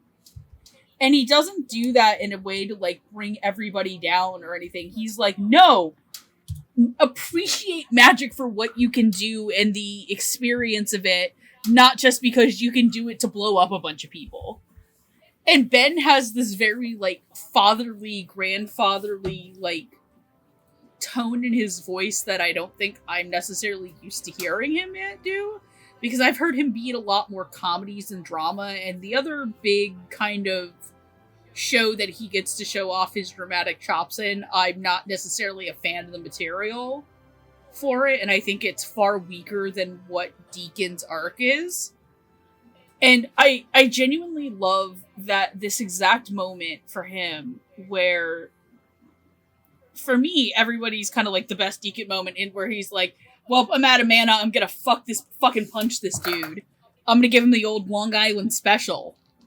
But it's when he goes to do his interview, and he kind of talks about how, like, he has this kind of very jovial, like, well, I thought about fighting you for a second kind of moment. And it's just like that. I want to talk about that when we talk about the other character in that scene, because it's like one of my favorite moments of that character's performance. But I love how Ben gets to do these kind of, like, mentory moments and also the dorky grandpa things, and just 100% the grave he wants to go visit his wife's. It's totally his wife's grave. 100%.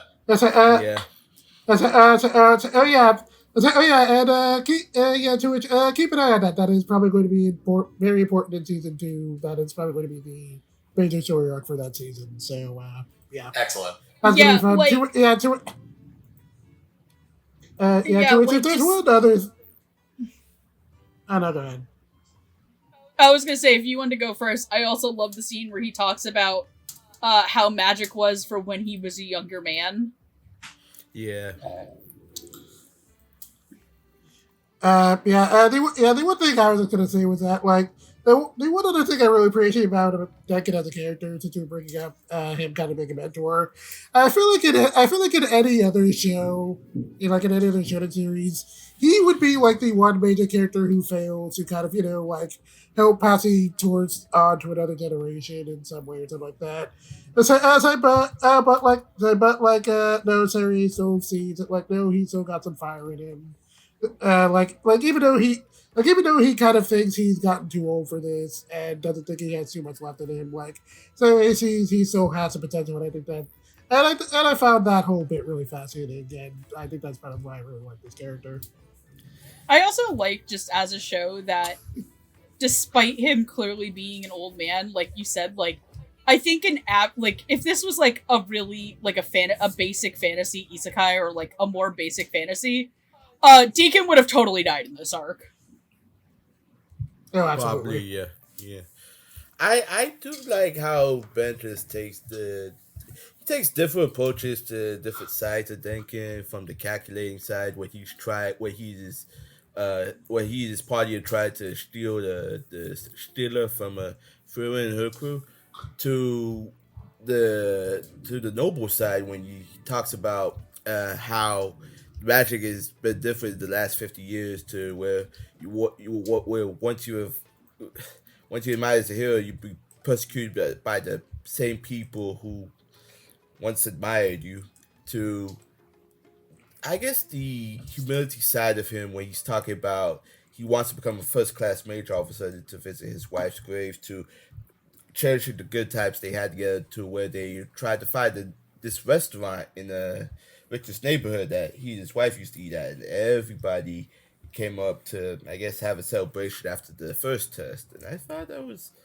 very charming, and very sweet of Ben. And yeah, Ben Phillips is put as the actor we should all gush over so often. I like to gush over him more in another aspect, but waiting for the home video release on that if that ever comes out.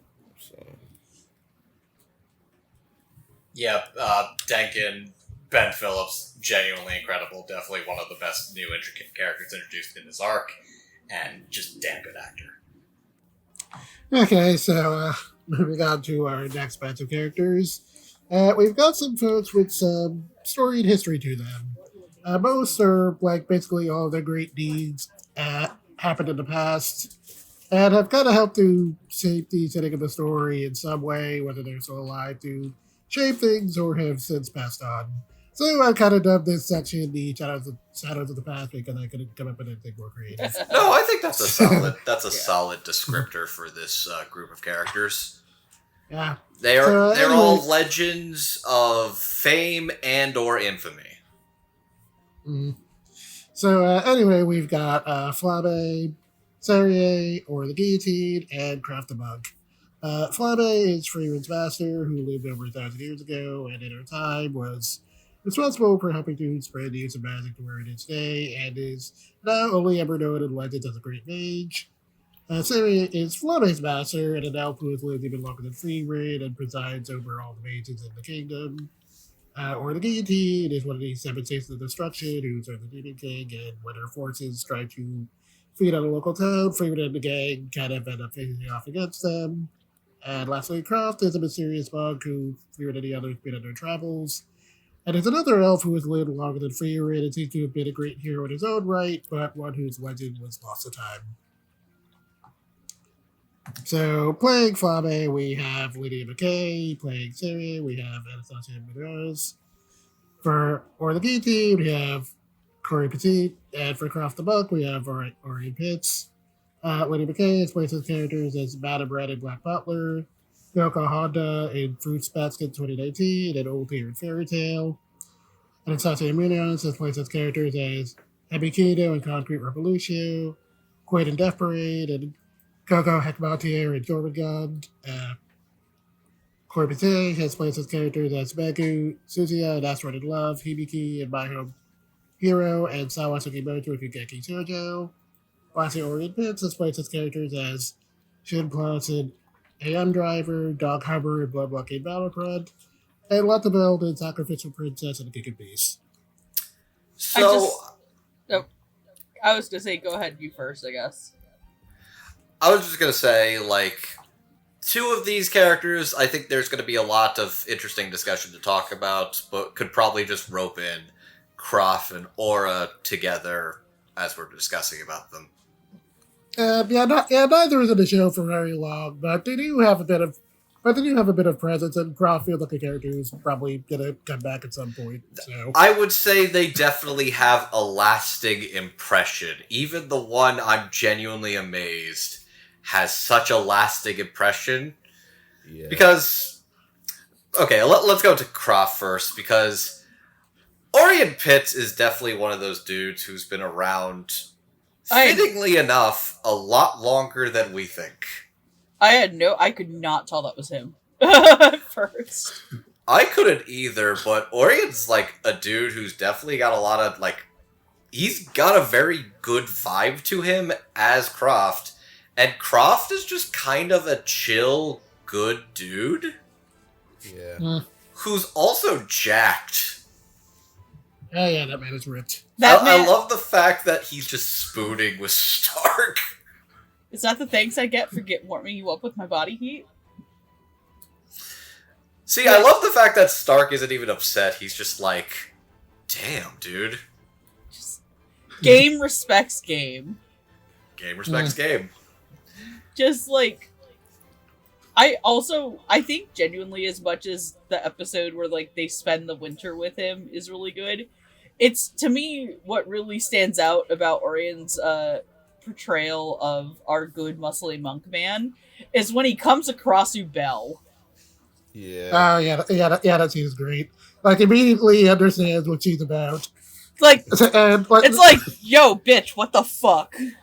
I'm not doing this to protect you. I'm doing this to keep the casualties to a minimum. Basically. But yeah, I do like Ori's performance as draft. He does give he does give the impression of a guy who's been around for a long time. It isn't even necessarily world weary, but it's just kind of like he's lived his time. He's had a time in the spotlight, and that was a long time ago. And like he's okay. Well, he's kind of, I wouldn't even say necessarily upset about that, but you can kind of feel like a little bit of sorrow in the fact that he kind of knows he kind of knows his legend is faded. People don't really know who he is anymore. I love that they don't even tell you that he's famous. You just basically just see the statue and you're like, oh, he's a guy. Yeah. Yeah. I love that. That's such good world building for that. I'm not. Sorry, go for it. I ain't gonna lie to you. I think your perspective just now just gave me perspective on Orion, because I feel it's kind of the same way with Orion as an actor, which is actually kind of fitting why he plays this character, because like Craft, he's been around a long time and he's had this time in the spotlight, and not a lot of people know about him, but when you do, it's kind of amazing, you know? And he's really good. I've loved him ever since, like, Ronta, and I hear he's been in Peach Girl from people who love and sing the praises of Peach Girl, like, hey, just mostly Gigi. But, like, he's been popping up again in a couple of roles lately and doing some pretty fun, interesting characters. Hell, he's in Golden Convoy as, like, everybody's favorite cat-eyed baby girl. The... I'm sorry. My cat was on a box sleeping, and he just knocked over some books when I called Golden Cowboy's cat-eyed baby girl. I think Ash got offended. I think Ash is like, I'm the only baby girl allowed here in your house. I'm sorry, buddy. You're the only baby girl for me. Don't tell Steph. But no, Ash knows who's the supreme pussy in the house. You're not wrong. Anyways, I want to also just give a shout out to one scene I actually thought was really nice between Croft and Frieren. Is specifically the fact that Frieren does not believe in the goddess and does not put much stake into afterlife. But Croft is kind of like, you have been around for so long, you have lived a wonderfully long, sad life. Somebody deserves to acknowledge and praise you for everything you've done. And she's like, I don't need that. There's already a man who praised me and prayed for me all these years ago. I'm okay. Oh, and yeah. It's like, that actually like made me like a little emotional. Yeah. Heiter was a drunk Christian, but he was a good one. He was a good dude, and yeah, I think that's a really charming little reflection of the fact that it's like, Frieren is not somebody who feels alone and empty anymore. If anything, like, the memories still live with her. And I think that's something Croft himself, whether he realizes or not, the memories of those that came before still live with him, even if his legend fades. Mm-hmm. Mm. The people that are ported to him will continue to live on, and I really thought Orion did a very good job. Anyways, let's talk about somebody who's not going to be living on. I was going to say, just to finish my thoughts, I genuinely like this much more. I guess it's because I'm basically mostly used to Orion as Ronta, that I enjoy this kind of more mature character take from him, and I really like the gravitas in his voice. But yeah, let's talk about Tiny Anime Girl Gets Wrecked. So there was a popularity poll for the Frieren manga where votes came out, and this came out after Frieren, the anime, blew the fuck up. So they did a popularity poll for Frieren. And Aura the Guillotine, a character who shows up for probably an episode and a half, and as of the second character popularity poll, She is the second most popular Frieren character with 1,045,369 votes. Nice. Yep. Goes to show you can never underestimate the power of a good anime engine. Yeah. And people. Anyone care to take a guess at who number 1 is? Is it Fern? No, it's actually Fern is third place. It's Himmel. It's absolutely Himmel. It is Himmel the Hero with 1,239,533. Is Frieren at least in the top 5? Frieren is number 5. Okay, Wow. is Stark number 4? Stark is number 7. Is number 4 Ubel? Number 4 is Ubel. Of course you fucking is. Horny bastards. The most insane thing to me, because we're not talking about the demon companions of Aura the Guillotine, but we can mention them briefly, is that Lugner as Blake McNamara was a ton of fun and really cool, and she's very, very briefly, but Linnea is number 6 on this poll. Wait, you mean him, Luger, or Danny Chambers? Danny Chambers' Linnea is number 6 above Stark. What? Fucking Stark! 8 and 9 are what I'm assuming are Season 2 characters, and number 10 is the Mimic. That's beautiful. But where does Y-Chan come into play? Oh, that god. We do not have time to contextually explain what Y-San is, but I needed to mention the Aura the Guillotine thing because, boy, she left an impression for Japanese people. Maybe it's the Fighting the curb in 5K? God. The fucking, because she's got a very, hoity, stronger than thou, hot shit smirk. And she's also got the tummy thing going for her, which I know that sets some neurons into overdrive. So I get it. Not when I shift into maximum overdrive. Yeah, but I did like Yori's performance as Aura. I thought she did a really good job of getting across the haughty and arrogant personality, like Andrew was saying. Like, definitely someone who's lived so long that she doesn't think that there's anyone out there who can challenge her.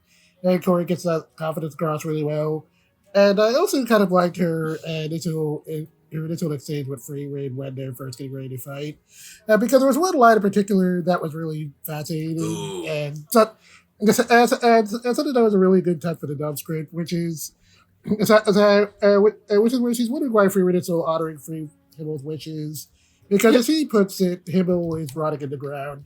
And the reason I want to bring up that line is because that line in particular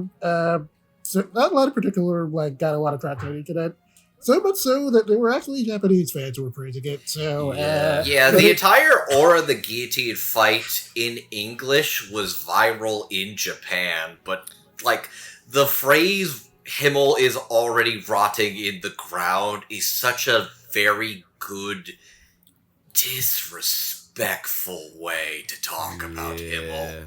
And then Frieren, and then I decided to take, and I took that personally. You don't hear it very much, but you can feel the quiet fury. It's so good. I will say, though, with the Aura fight, I don't know, how much of it from beginning to end. I do know at the end, when Frieren ends up becoming the victor of Aura's scales of obedience. Scales of obedience that Frieren tells her to kill herself. I don't know how much of that fight, but apparently that scene was done in one take.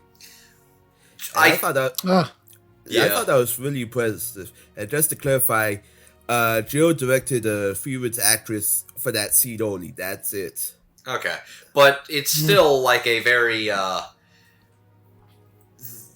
Frieren's actor understood the assignment, and oh my god, it is a very strong striking.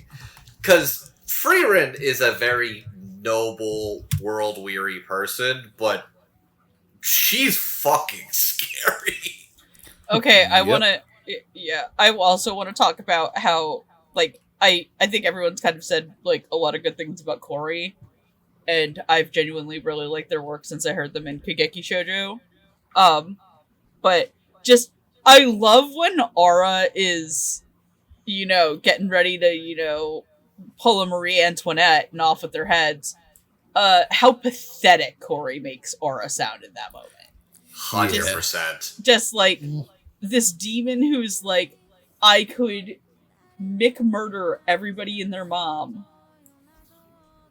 And they are just like, I have these scales. And like, I think the other thing too that really sticks out to me about Corey's performance there is just like the utter like glee undertone she has in her performance about how they have desecrated all of these bodies to like make a little puppet army.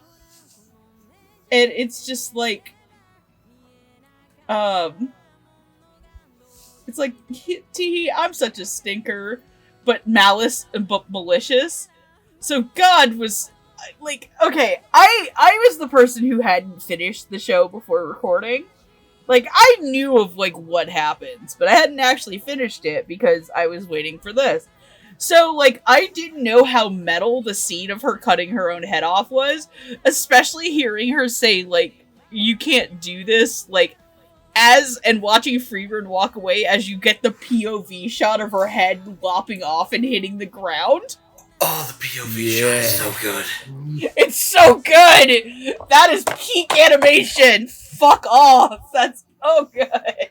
Just hear the metal slash as it just and then rolls thud. and sloshes on the ground, and you alright?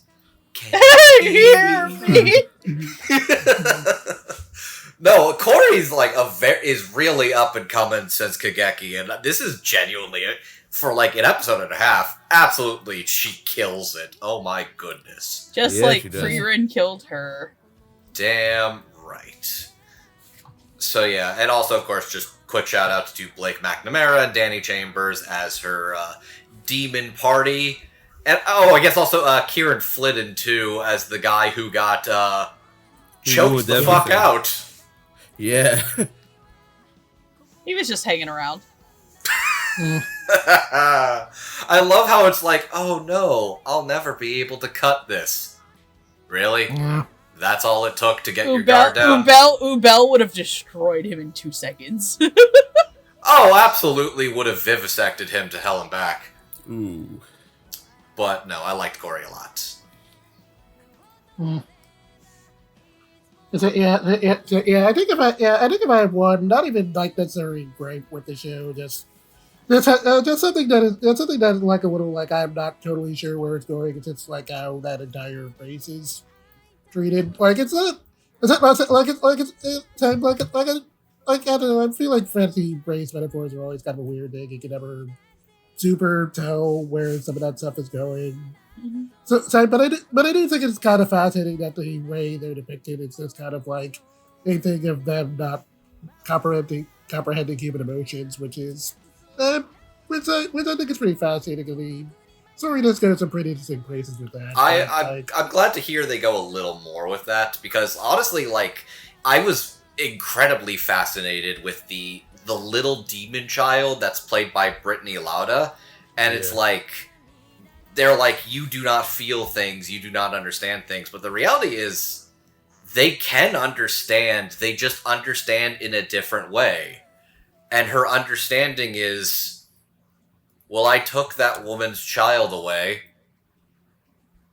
If I give you this child, then we should be okay. But you can't so she kills the other guy. You can't murder people. Carl, that kills people. And I actually really like the fact that it's like, why do you talk to a mother that you've never known? It's an amazing word. It stops humans from murdering us. And I'm like, wow, that's really interesting. Yeah. Frieren as a series has some interesting thoughts with the demon stuff, but I also do kind of like the fact that it doesn't just make the other races just slightly stronger people. Like Frieren and Eisen especially, kind of as like the rest of their races, is like they are unique in that they are human-like, but they don't understand a lot of human empathy and the fact, like, the rush to do things like you're running out of time, which is actually a perfect segue to talk about both Serie and Flamme, now that I think about it. Oh yeah, that is a good segue because of a person who did a lot in like a very short lifetime, and a person who's just kind of been around for eternity, and I guess has also kind of done a great deal, but isn't like in any rush to really accomplish anything. I think Serie and Flamme are a great contrast because they are both different ideological spectrums of what magic is and what it can be or what it should be. To Serie, magic is the ultimate. It's not like she herself is not a demon, but she actually ideologically is closer to the demon's perspective on magic because she thinks might makes right. It's power, strength, beyond your wildest wishes. Magic can achieve your dreams, make you rich, make you strong, make you powerful, make you legendary. But only if you use it for violence. None of your fucking searching shit. Only violence. But for Flamme, magic is beauty. Magic is wonder. Magic is the smile that it puts on the people around you. Magic is the wonder, enchantment. Magic is miracles made manifest. Magic is friendship. I mean, what? Oh my god. I was actually going... I'm very upset that you went with that, but I basically just left the door wide open for you, so I have nobody to blame but myself. You are, like, the king of just, like, golden retriever Doris lambs. I'll take it. Golden retrievers are good boys. Yeah, but I really do love Lydia McKay's Flamme. It's a lot of what I come to expect from Lydia McKay's performances, where she plays a wiser older woman.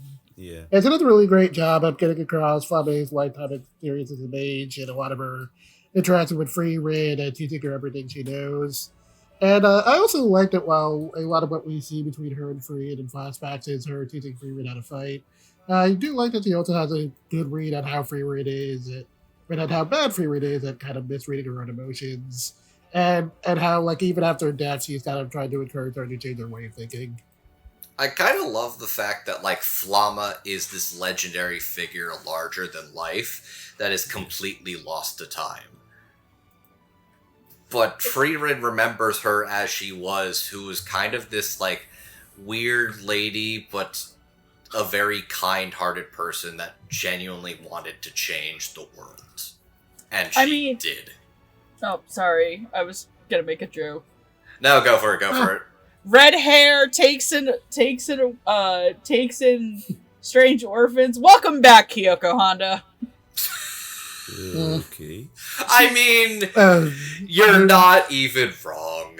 She does sound very similar to Kyoko Honda. She's basically magic Kyoko Honda, except for instead of raising Toru, she's kind of raised less terrible magical Shigure. Whoa. Whoa. I'm sorry, Shigure Soma's a terrible human being. I love that man, but he's awful. He's an awful human being. The thing I like the most about Flamme is just, like, number one, her character design is absolutely peak. Number two, I like how Lydia has this genuinely kind of softer tone, yet doesn't use it to hide how strong she is. And I love when after she finds Frieren in the village and takes her in, how she's very much like, we can trick demons. Here's how you do it. And if you're gonna be a mage, God damn it, I have to fucking invoke him, and I hate that I'm gonna do this because this is going to be a joke that only me and only me gets. I gotta tell you guys about Jami, aka it's a Final Fantasy. It's not Final Fantasy. Oh, okay. God, Andrew, I'm not that brain rotted. No, this is about Proton John and one of his alts, Jami, aka John Mommy. Fuck is this going? But there's a clip of like when it first happens where it's like Jami giving advice. It's like, remember, sweetie, you have to keep going until the arm is black and blue.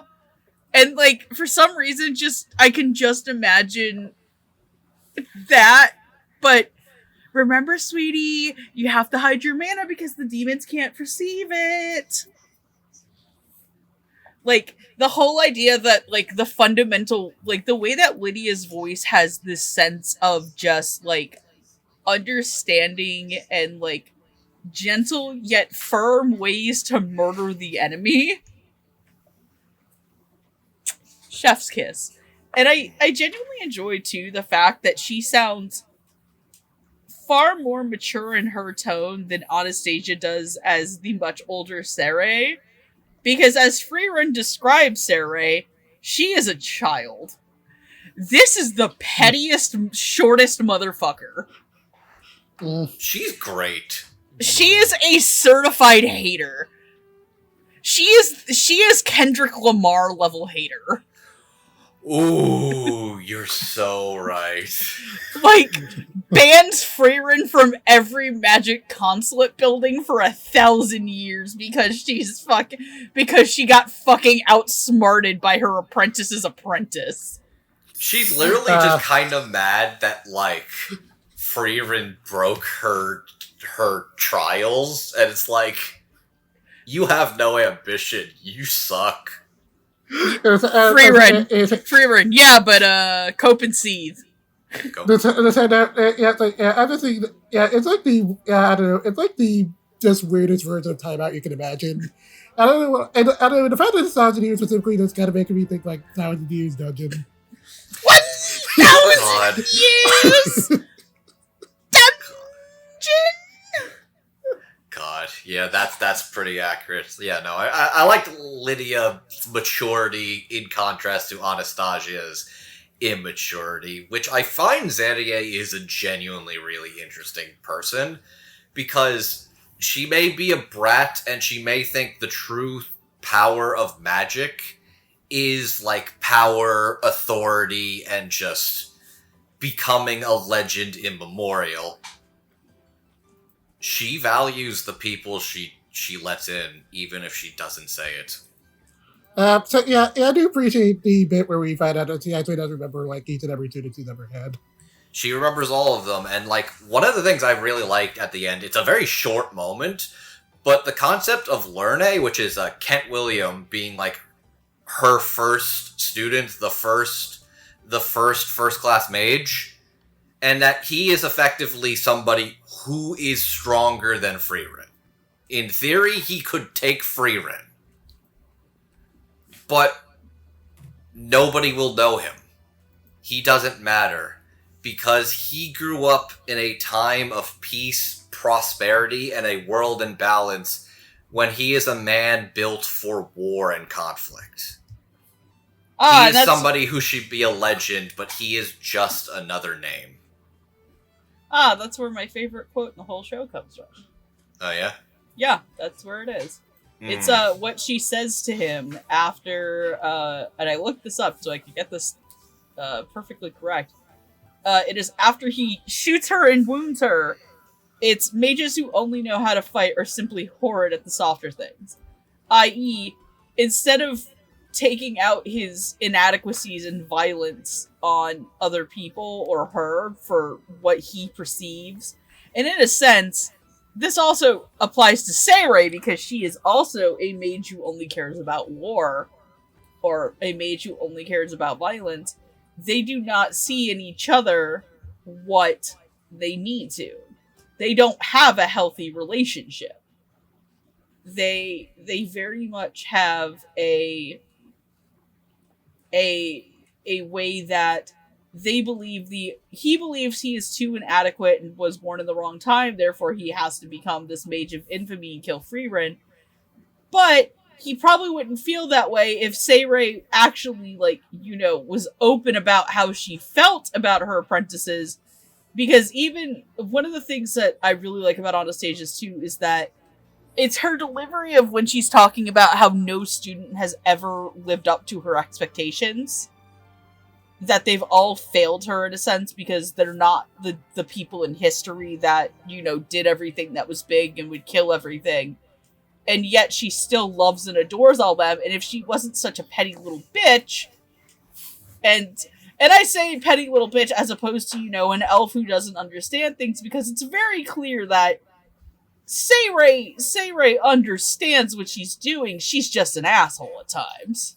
I think it's the fact that Serie has not had somebody in her life. Like, she's had all these people that she molded, but she's never had anybody that changed her. Yeah, and it's because she doesn't want to let them in, or they have changed her. She's too stubborn and prideful to actually do it. Because remember, when Frieren calls her out about how apparently, Flamme, when Frieren goes to do her thing and she gets instantly failed and they talk about it, She asked her about her favorite spell? Yeah, and it's the one that, you know, makes the Field of Flowers, and you eventually come to learn that it is because that's what inspired Himmel to become the hero, and Himmel sought her out and they had their whole adventure and they did all the shit. But she calls her out because she's like, all the flowers in this room are fake. Meaning that Serie still cares and cherishes Flamme enough to remember how to do her spell so well. What a good character ensemble this show is, man. Yeah. And yeah, I love Anastasia so much. Yeah, what I like about Anastasia is, like, she can, like, play some of these more mature looking characters, because that sometimes downplay their emotions very well to, like, it makes the character more complex than they actually are, because I didn't realize much about Serie until just now, even though I watched the whole show, and I know how stubborn Serie can be at certain points, especially going so far as, like, banning Frieren from all the international majors building and the exam for like 1,000 years. I thought that was just retaliation for breaking the barrier, but nope, it's more than that.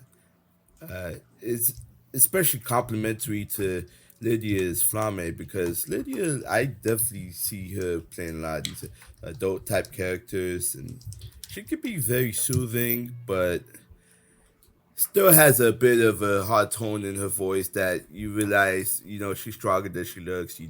She's not the kind of person you should be messing with, you know? That's all I really got to say. I don't have any much to add, so... This is a very inspired casting choice for Anastasia, which I enjoy the fact that this show gives this very small-looking elf character a very deep and mature voice that might come up later. Yeah, but I definitely think it was an interesting casting choice. It's also pretty, it's also kind of interesting that while Frieren, as we'll get to later, kind of has a softer voice in Japanese than her English counterpoint, Serie's Japanese voice is also pretty deep because it's played by Maya Sakamoto. Wait, I thought that was Maria Issei. Was it Maria Issei? Hang on, I'm gonna check. I think she plays another character. I had the wiki. Wait. Look, I know Maya Sakamoto was in here somewhere. I thought it was Serie. Hold on, I'm looking it up for you. Keep going. Yes, it's Maria Issei as Serie. So Elf Killua. All right, that's a pretty inspiring choice. Yeah, no, Maya Sakamoto is not in the cast at all, apparently. Okay, I guess I misremembered that. It's all good. But yeah, no, that was I like Maria Issei too, but yeah, Anastasia was particularly inspired to me. Yeah, okay, and with that, guess we're good to move on to our next section, so... A Tale of Heroes. Yeah. So next up, we're going to talk about the members of the Heroes Party who Frieren traveled with on her first journey. So we've got Himmel the Hero, Eisen the Warrior, and Heiter the Priest. Himmel was a legendary hero who slew the Demon King and was hopelessly in love with Frieren, which didn't quite go well for him because, as we'll establish, as we've already established, that this woman is quite dense. Eisen is a dwarf who serves as the warrior of the group and kind of functions as a cynic who tries to keep everyone in line. And lastly, Heiter is the priest of the party who pretty much never goes anywhere without a bottle of liquor and kind of hides his wisdom behind being a little bit of a goofball. So playing Himmel, we have Clifford Chapin. Playing Eisen, we have Christopher Guerrero. And for Heiter, we have Jason Douglas. Clifford Chapin explains his characters as Toya Kitamoto and Card Captor Sakura Clearcard, Siegfried Kirchheis and Legend of the Galactic Hero to Watese, and of course Katsuki Bakugo and My Hero Academia. Chris Guerrero has played his characters as Sanyo and Mochigiri, Eyes Olgaud and Overlord, and Chief and Megalobox Nomad. And lastly, Jason Douglas has played his characters as Matsumi Kondo and After the Rain, Dude and Catching Sins, and of course Lord Beards and Dragon Ball Super. If I had a nickel for every time that Jason Douglas helped to get a small mage on one of their first magical stabs and important moments in their life and then died, I'd have 2 nickels, which is weird. Which isn't a lot if you think about it, but it is weird that it happened twice. Oh, Grandpa Dragon and Magus Bride. Yes. Yep. Yeah. Okay. Took me a second. Fucking Heiter kills me.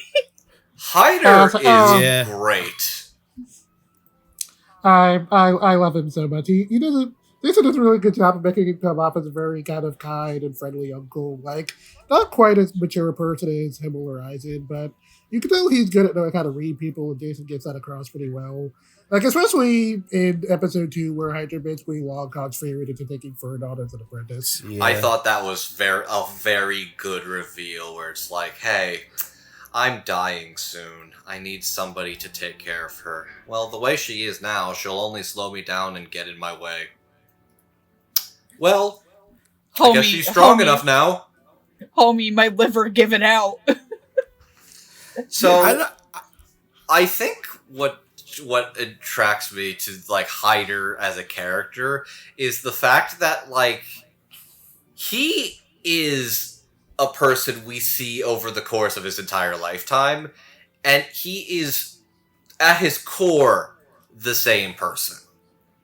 But he becomes a better man as time goes on.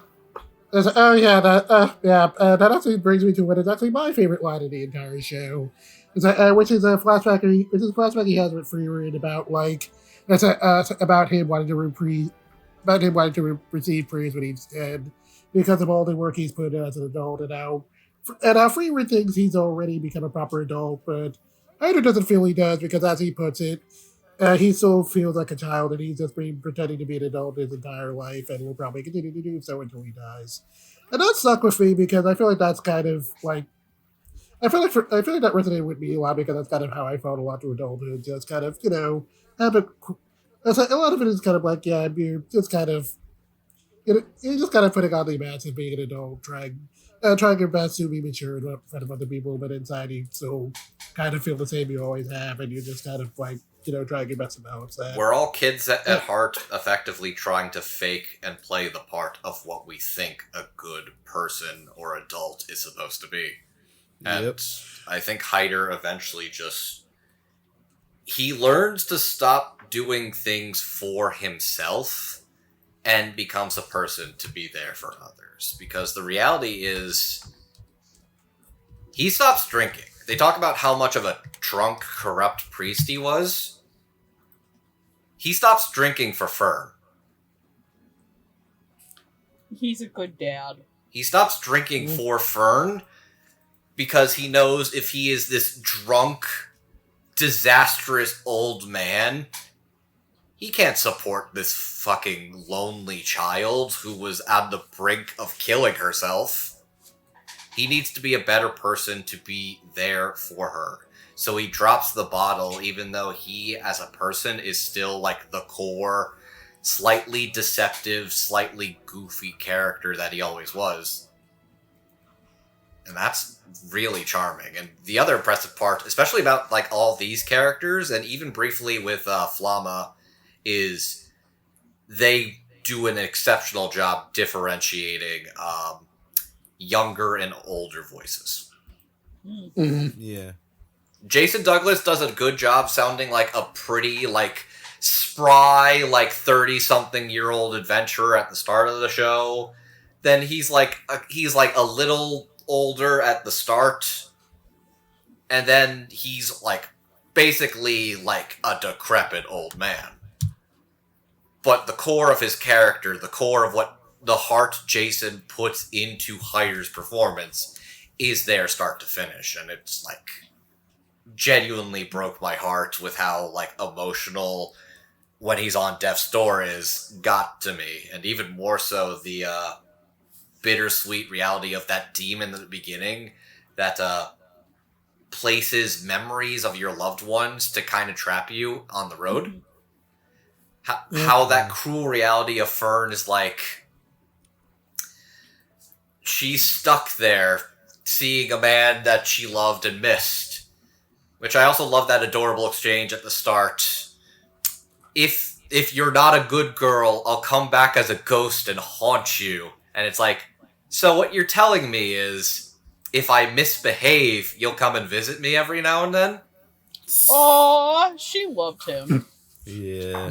Also, just that Fern still keeps to the faith of the goddess because of Heiter. Despite the fact that Frieren is basically an atheist. I do love... Oh, good.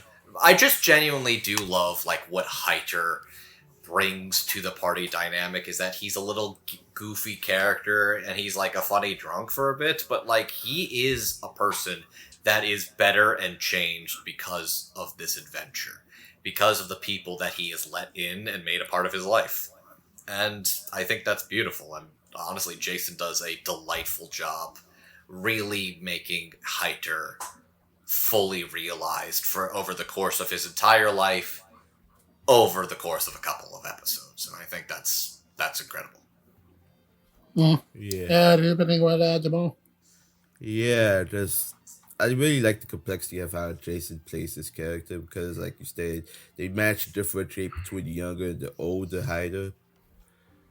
I mean, tone-wise, it's still the same to me. It's just that little, as Android pointed out, the little decrepitness in his voice, the withering in his voice, is really kind of made everything distinct. Even as Heiter was nearing the end of his life, which I appreciate how it's amazing how Heiter managed to trick Frieren into taking on Fern. Frieren, I'm trying to find the spell for immortality, but I can't seem to decipher these books. Could you help me out for a bit? And Frieren's like, sure. And I was like, oh, you crafty bastard. It's very diabolical, but like tongue-in-cheek way. Yeah. But I really appreciated Jason Douglas in this role. Yeah, it's a really good one. And then moving on to Chris Guerrero's Eisen, I really like this one a lot too. I like that it gives Eisen like this very big, booming voice without going like super theatrical or over the top of it. And it lets the performance add a lot more nuance and you would kind of expect it coming off of this kind of like goofy cartoon voice. So, I ain't gonna want lie to to know... you. What? Sorry, go for it. I was gonna say, I ain't gonna lie to you. If I had a nickel for every time Chris Guerrero played an armored dwarf who inspired the main character's party, I'd have 2 nickels, which isn't a lot, but it's weird it's happened twice. Where do all these nickels keep coming from? Get a quarter like a fucking civilized person. Handyman Saito in another world. Okay, that makes a lot of sense. But you know what I gotta say? The thing that really blows me away specifically about Chris Guerrero as Eisen, have either of you seen The Lord of the Rings? No. Unfortunately, no. Oh my goodness. Okay. It's my biggest point of cultural shame. So you will definitely fix that at some point because I need to tell you, Chris Guerrero's a talented voice actor. That much is kind of pretty obvious at this point, and he is kind of like a voice acting black magic magician at times. But like, Chris Guerrero as Eisen is a scary dead ringer, very specifically for Gimli in The Lord of the Rings. It is really, really scarily, eerily close to the performance of Gimli throughout the entirety of Lord of the Rings. It is spot on. I'm genuinely impressed he pulled it off. It's like, it still sounds like Guerrero, but it's like, it is so clearly going specifically for the Gimli inflections that I was like genuinely impressed. I was like, damn, Chris, that's really good. And Eisen is also kind of a weird character in and of himself, in that he is just kind of a weird person that doesn't get people, but he gets fear.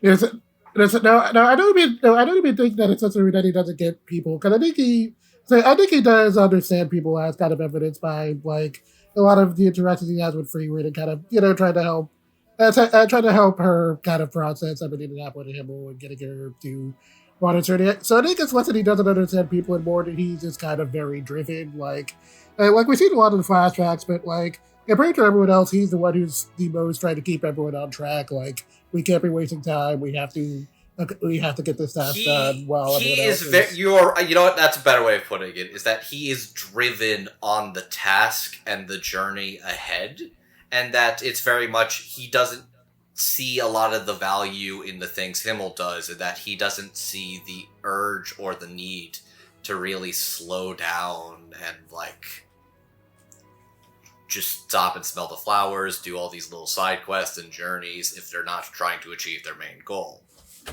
And I also just love the fact that like he is still afraid. He is strong, he is mighty, but he is a fearful person, and like he literally is not ashamed to admit he is afraid in life-threatening situations. There is nothing wrong with being afraid. It is how you choose to face that fear that defines who you are. And that comes across, especially with his teachings to his boy Stark. Oh yeah, no, Eisen's like my favorite of the Himmel party. That like I just love this tiny old man. But this I think for me the thing that really got me is when he is talking about how he how he and Stark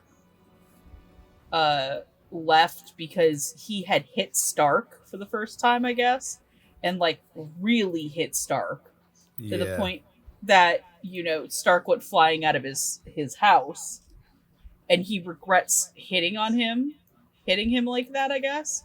Not hitting on him, hitting him. No, that's what Fern does. Shut the fuck up. But the thing is that he's always this kind of, he has this very kind of gruff little old man voice, despite being like, very tiny. And I think for a lot of people, they go like, that's weird. But then again, it's like a dwarf, so I very much enjoy that, and I very much enjoy getting to hear Chris Guerrero do characters like this. Because it feels like Chris is kind of an underrated actor, and I feel like sometimes people forget that how good he is. So I genuinely really enjoyed it. I do kind of wish Eisen would show up more. I think out of the three, he kind of gets the least amount of talking time. And I don't know if it's because, his character was more stoic, or the author maybe favored Himmel and Heiter a bit more. God, I love Heiter so much, too. But yeah, no, I genuinely really liked it. Are we going to talk about the I can't even call him a simp. Now, before we do, did you have anything you want to add, Jamal? Yeah, I really like Chris Guerrero in this role.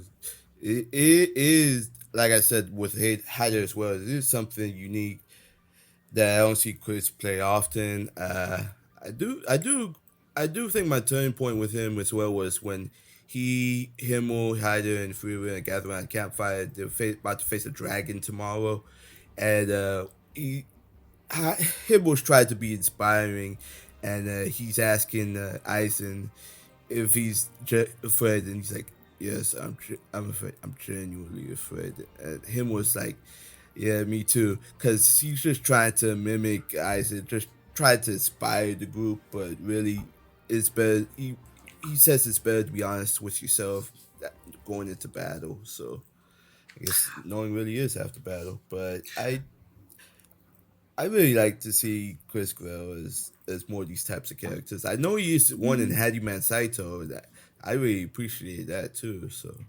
Oh, before we continue, Megan, since you're back again, isn't Guerrero's voice a dead ringer for Gimli in Lord of the Rings? God, it kind of is. Okay, good.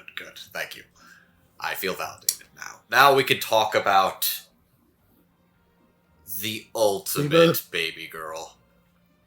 Yeah, literally the most popular character as we've already established. By 1,200,000 votes, Himmel the Hero. Which, by the way, I feel it is my duty to also mention to everybody here. Guess who also plays Himmel the Hero in Japanese? Oh, it's totally. Isn't it Nobuhiko Okamoto? It is also Nobuhiko Okamoto, the voice of Katsuki Bakugo. Of course it fucking was. That's beautiful. I also find, in a weird, funny meta way, this was the last role Clifford Chapin booked before he moved to Los Angeles. Hey, fellas, have you ever pined for a girl so hard that you left physical mementos of yourself so that she wouldn't forget you after you fucking kicked the bucket? I love the reveal about the statue so much because he spends the entirety of the time being like effectively faking being vain, where he's like, my beauty is incredible. It's astounding. It will last the generations. Everybody needs to know how much of a fucking snack I am. And it's like, no. He's doing it because Frieren will remember him and every one of their adventures for as long as she's alive, even when he no longer can be. Clifford plays Himmel the Hero with this level of softness, kindness, sincerity, and he plays him like somebody who is doing his damnedest to fit into shoes that are a little too big for him. That's why I love the stories about him. When he's silly, when he's scared, when he's angry, but also just when he's looking around him and seeing the world and the time he has and living his life.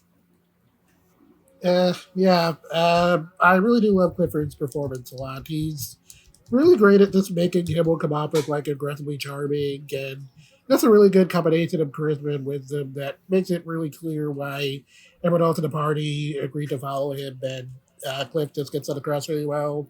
Literally, if there's even one single complaint I would lob, and it's not even a major complaint, it's just more it's just more him doing something he's not used to. Are you talking about old man Himmel? Yeah, you can definitely know he's struggling a bit with the old man Himmel voice, but that's literally the only complaint I have. That man got hit with the old man shrinkage beam like a fucking bitch. See, obviously, Himmel in his prime is what everybody knows and loves and finds so hot. Let's be real. If Frieren realized there was something there, she probably would have loved him just as much as the old guy. She could actually, reach him and give him forehead kisses now. And then there's, literally every fanfic writer and author and doujin artist that's write that down! So,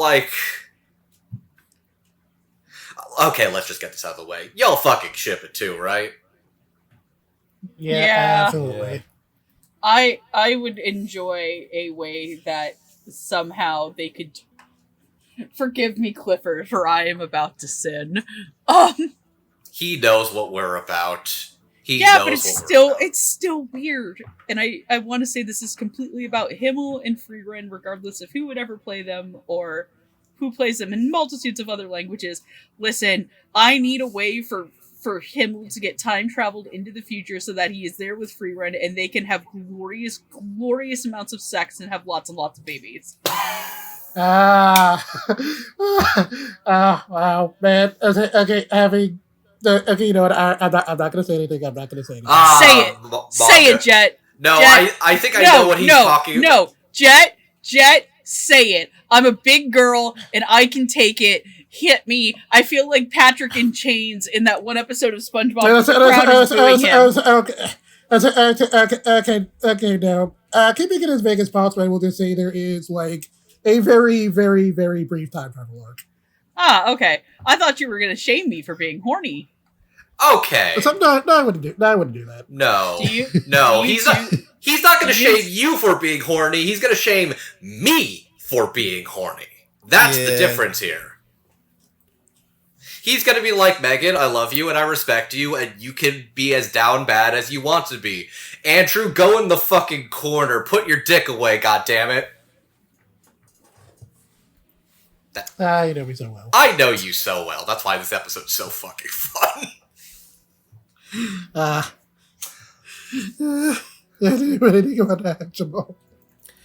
Yeah, I really appreciate Cliff playing something normally out of his warehouse, because I don't Cliff play these types of characters very often. I'm not gonna bring that up. I will say though, him playing Old Man Himmel was an unusual experience. So, but I guess I did like it though. I liked it too. Just I guess it was better to stick to consistency. Maybe because one, it's a significant character and a significant anime for Frieren. So, and two, maybe because this was, like you said, the last role he booked before he moved to LA. So, I believe it was that he recorded the first episode in quotes, and then that was when he moved to LA because the show's weird in that the first 2 hours was released as one movie. Yeah, and it's basically all of Volume 1. And it's all Volume 1, and it's very fitting. I just also want to talk about one of my other favorite little Himmel moments, or things that Himmel does, is that Himmel would keep on taking on little adventuring things just because it meant that he was helping out in small ways. Yeah, community outreach. And just Clifford's delivery in the last episode of it would be embarrassing when we met again. God, he makes Himmel sound like smooth whiskey. God, speaking of smooth, the fucking ring. Yeah. Homie! The lotus flower. That whole bit was beautiful. I also like the whole thing with the fake hero sword. I love that so much. I love the fact that it's like, I don't care if I am not chosen by destiny. I will earn and work to become as good as people think I should be. And that's incredible. And then he does it. He genuinely does it. If I had to say, Himmel the Hero, I feel this series understands what Himmel the Hero is supposed to be, in that he is... In any other show, I feel what makes Frieren interesting as a series, as an author who understands that this is more about trying to tell a story inspired by the adventure RPGs and games they love, instead of making a game that is specifically reference heavy and trying to wank off about the fact that the author really loves RPGs and all that. In any other story, Himmel the Hero would have been the protagonist.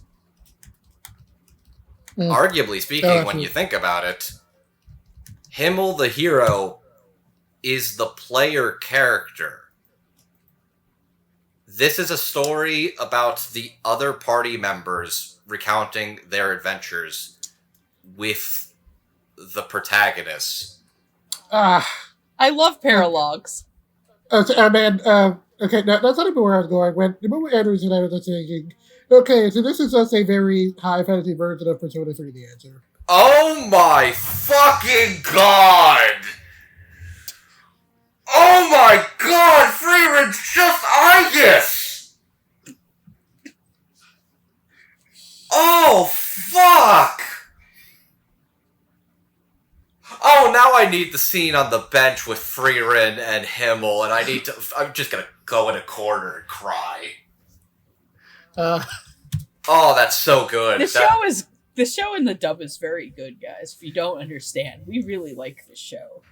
Also, we have spent a long time talking about everything else about Himmel the Hero, and we haven't even yet mentioned it's what Hero the Himmel would have done. Hero the Himmel? You mean Himmel the Hero? Fuck. Or did you do that on purpose? Fuck. No, you're good. It's kind of a perfect joke template when you think about it, because I still love, like, okay, I gotta bring this up. My favorite, it's what Himmel the Hero would have done thing. I think it started taking off because a guy stopped somebody from stabbing somebody on a train somewhere and said it was because that's what Himmel the Hero would have done. Yes! That's like the most incredible, like, what the fuck thing. But that's how you know fiction manifests and, like, affects reality. In the best way. And that's how you know Hero is an ideal, a symbol, and, like, what we should strive to be. Yes. But, like, Himmel the Hero would have wanted is a perfect joke template because it could be as silly, sincere, goofy, or dirty as you want it to be. It's just, you can do whatever. Everyone. You leave the hostess $100 tip. It's what Himmel the Hero would have wanted. Himmel the Hero never picks top tiers. Something like that. Himmel the Hero doesn't wobble in Smash Brothers Brawl. And if you want to go for dirty, Himmel the Hero always eats out. It's what heroes do. Yeah. I was waiting for it. I was waiting for it. It just... Why did you get me off before yourself? It's what Himmel the Hero would have done. Anyways, Clifford Chapin's I'm really sorry, good. I could just hear the disappointment in Jet's just I have spent a lot of this having a very sincere conversation. That's not a disappointment at this point. It's what I expect. I also love that Cliff has just been embodying that, and that he's literally, like, posting about, like, he's in an Uber, and the driver asks if he watch anime, and then the driver proceeds to tell him about how good Frieren is, and then he's like me getting out of the car without saying anything, like, it's what Himmel the Hero would have done. See, my question is this: if everybody's acting like their characters, I can now just oh god, I didn't get to make my joke about Heiter and his beer preferences, but oh well. But god, it's I don't know if he's a Heineken man or if he's like a really obscure German beer man. I don't know German beers. Less. But god, like, Himmel is a very good character. Clifford plays him, like, even for, like, not being alive throughout the entirety of the show, his lasting impression and the things, like, Clifford is fantastic. Genuinely. Probably one of his best dramatic roles he's ever done. Oh yeah, it's such a good, dramatic, and soft character. Please let Cliff do more Himmel-esque characters again. Absolutely. This is definitely some of the best work he's done. Fan-fucking-tastic.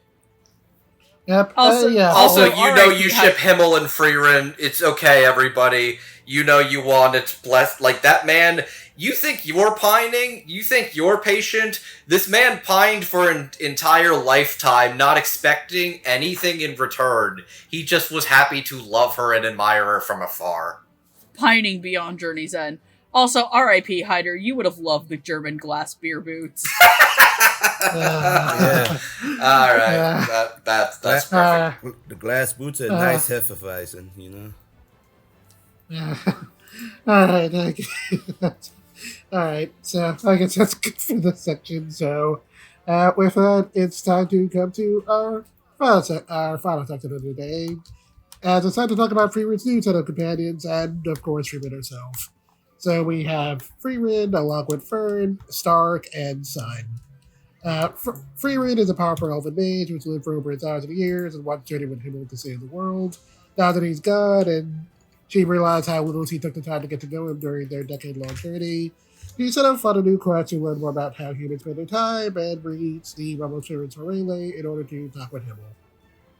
Fern is Frieren's apprentice, who was saved by Heiter as a child and became a mage in order to support herself, so you wouldn't have to worry about her after he's gone. Stark is a warrior who is Eisen's apprentice and is kind of a crybaby and a wimp, but is stronger and more reliable than he thinks he is, and is honestly just kind of a hot mess in the funniest way possible. Just such a beautiful baby boy. And Sweet lastly, boy, baby boy, baby boy. Baby boy, Yep. stay on my mind and feel my fantasy. Think about you all the time. I see you in my dreams. Yeah, and then lastly, Sein is a priest with a passion for older women who the gang meets on their travels, and decides to briefly tag along with them in order to reunite with his childhood friend and fulfill their promise to go on a journey together. I would admit he's probably not in the show long enough to really justify putting him in the last section, but let's be real. Him coming back is a matter of when, not if. Basically, and like the whole last episode is that the goodbyes are brief because it's never goodbye forever. But rip and piss Sein, you would have loved Methode.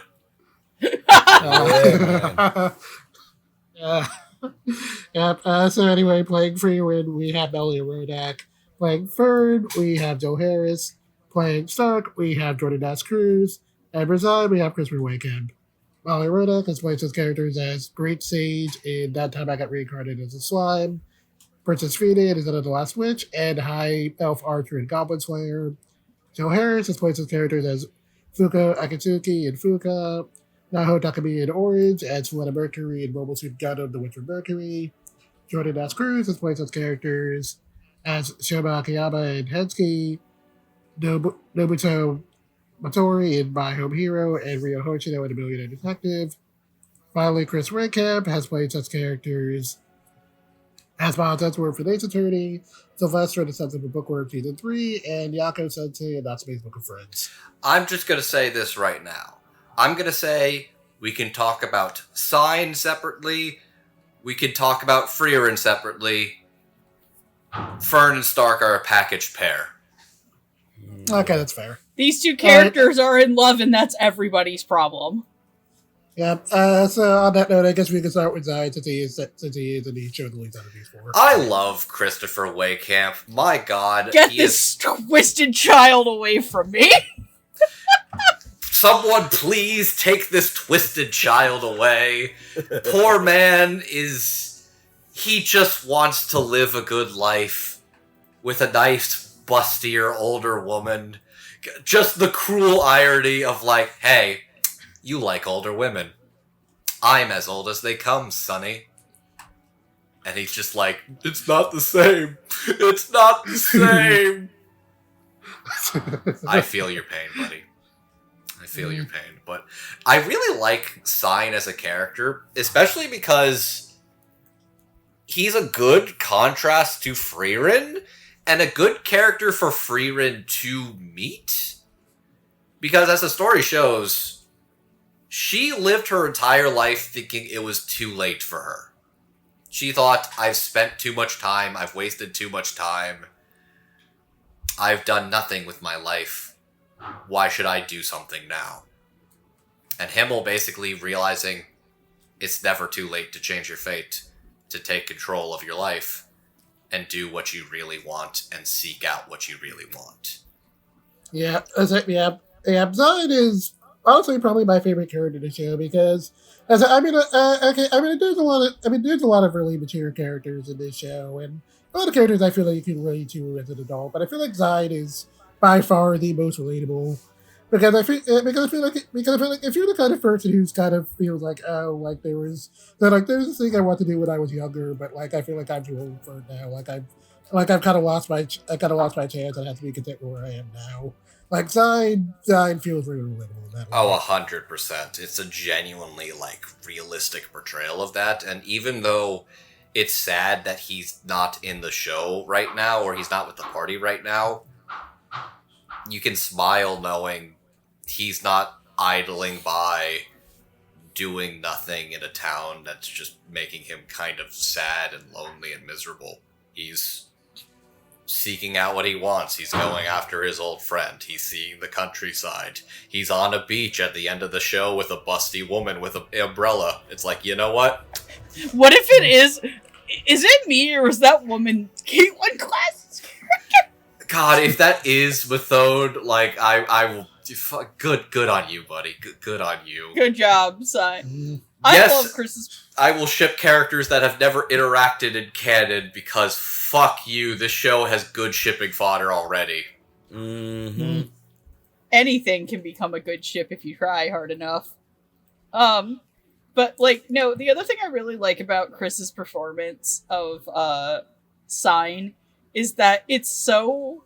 There is just this underlying, like, level of just, please go fuck yourself.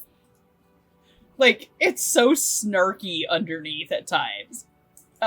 Like, even at points when he's very genuine, like, there are obviously times where it drops, but just, like, I love the part where they're at the ball, because Stark gets put into this, yeah, we can't see who it is, but yeah, good on you, smoking, horny-ass motherfucker. Like, I think it's they're at the ball, and he's like, do you want to dance? I'd rather eat. Okay. He's not even, like, sad, he's just like, fair enough. Like, he's not even mad, he's just resigned to accept his fate at this point. Like, and part of me wonders, like, how much of his life is just, like, he's just resigned himself so much to things, and even then he's just like, wait a second, what the hell am I doing here? You know what Sein also is, especially when it comes to Fern and Stark? Yeah. He is me watching a high school romance. Yeah, he's just 100% the entire adult in the group. He's the entire... God, will you two just kiss already? Jesus! God, just date already after, like, helping them make up and, like, after their little fight. It's just like, Like, I think he literally yells that at them. Yeah. No, he doesn't yell it at them. He's drunk and yelling his problems away with Frieren. And she's like, what? God. Oh yeah, I like that one of his genuine establishing things is not only getting saved, but telling them to be careful of the snake, so Stark gets bit, shows up. Oh, you took my advice, didn't you? Chris has just such an ease to his delivery as Sein. It's just very, like, chill, natural, but, like, in a way that's, like, I believe this is an older man kind of reminiscing and trying to figure out where to go from here. By older man, we mean, like, probably a dude in his 30s. He's very old for anime standards. You know what? Anyways. I look at him, I think probably like 32. He's very relatable to us because we are Signs in a way. Like, that's why it's like watching his story of like trying to take control of the life that he thought was too late for him is genuinely like inspiring to us. And I love Way Camp. I love the voice. I love the delivery. He's funny. He's soft. He's like mature but immature in a lot of ways. And he's just like a very good complementary force to the crew. So even if he's only there for like a little while, he was a welcome addition to the team, and it's like they are all better off for having known him. Mm-hmm. And yeah, I really liked Way Camp a lot as Sein. He's very fun. Indeed. Do you have anything to add, Jamal? Yeah, I do appreciate how mature he makes the character look with when, you know, the character itself has some vices of his own. Of course, women, and now he's also prone to gambling and smoking too. To which I thought that whole scene with him and Stark playing poker, I thought Chris made him sweet talk like he was gonna rob him blindly, and they both get robbed of their clothes at the end. I thought that was hilarious, but yeah, Chris definitely knows how to play these kind of characters very well. Almost kind of like a father figure kind of character. But again, Sein has a few vices of his own, and he also longs for what could have been, seeking out his old friend. Guerrilla warrior. It's funny when you brought up the vices thing because that reminded me of one of like my favorite bits of the whole show, where like when they discovered that like similar to Heiter, like Sein likes his drinks every now and then. Yeah, and that's the way Fern talks about it. Like, oh, but don't you know, like every good priest is able to drink or two when they're old. It's like man, Heiter just did a really good job of corrupting you, didn't he? Yeah, I was gonna bring that up with Heiter, but I couldn't remember exactly what it was, but. It's found that hilarious. I'm like, yeah, smoking's bad, but drinking's okay every now and then. Yeah, sure. Till you start doing it yourself. But I'm good to move on. Yeah. So he's fun. Oh, I love these kids so much. Oh, I love them so much. They're so good. They're so great. Also, let's get this out of the way. I think they're like 19 by the end of the show. I think like at least like 17 or 18 by the end of the show. I'm pretty sure they're like 18, 19 or something by the end there. So yeah. Yeah, around there. I think I think we are on here like. Yeah, I think we're at the end of like year 2 of their journey by the end of the season. Cool. Just throwing that out there. Covering the bases. Oh, these two got some chemistry. Oh, yeah. They're by far, like... Yeah, I need to see them date. I need to see them date now. Bless. They're very a fun team together because I think what's great is that, like, good couples... Like, there's decent couples and then there's great couples. And that they are well-defined, interesting characters on their own merits, but complement and support each other and are better different people together as well as their own selves. Mm-hmm.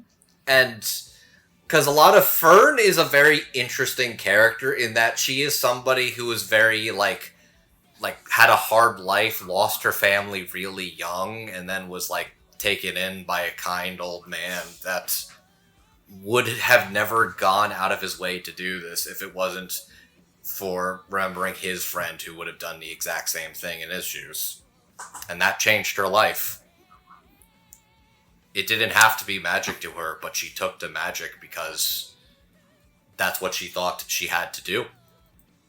Mm-hmm. I also do like how she's got, like, a contrast of, like, do I love magic, or was it just a means to an end? Mm-hmm. And then it's like, oh, I actually love what magic means to those around me and what I can do with it and make that important to me. It makes me feel accomplished. She's also basically, like, she's trained by Frieren, but she is also basically, like, a magical prodigy, where if she wasn't literally standing next to, like, the new game plus monstrosity all the time, comparing herself, Fern is, like, an impossibly gifted, powerful mage.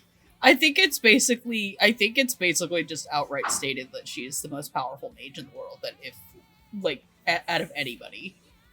I think it is. Yeah, I think they do say like she will absolutely be kind of a like great mage of her time. Mm-hmm.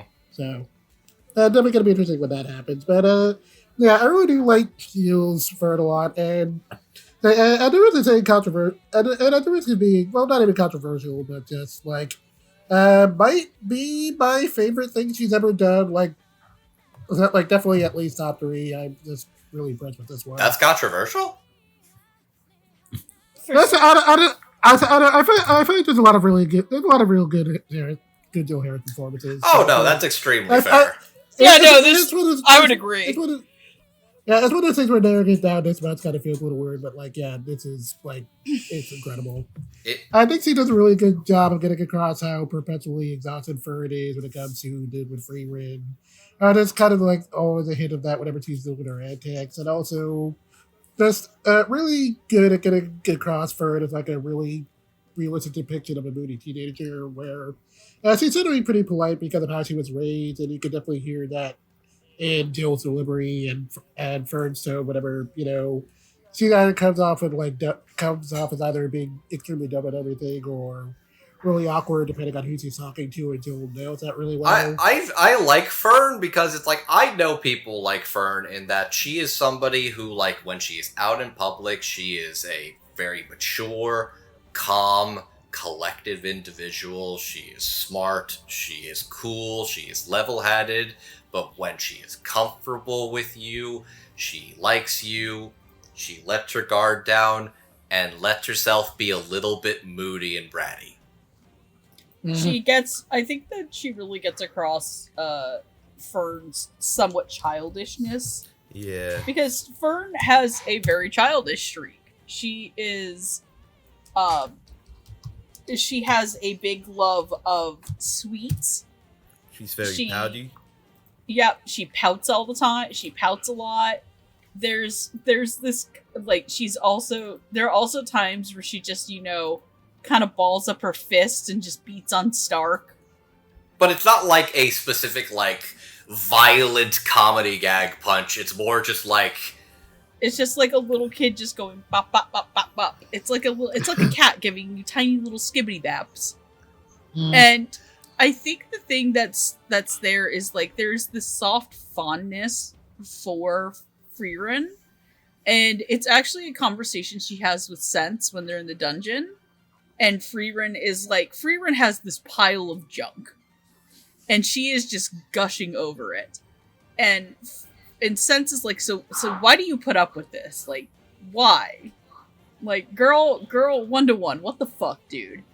And she talks about how Frieren is happy, and even if it doesn't make her happy, she's happy because her mentor is having fun, and that she can have fun. Because, in a sense, Fern grew up very sheltered.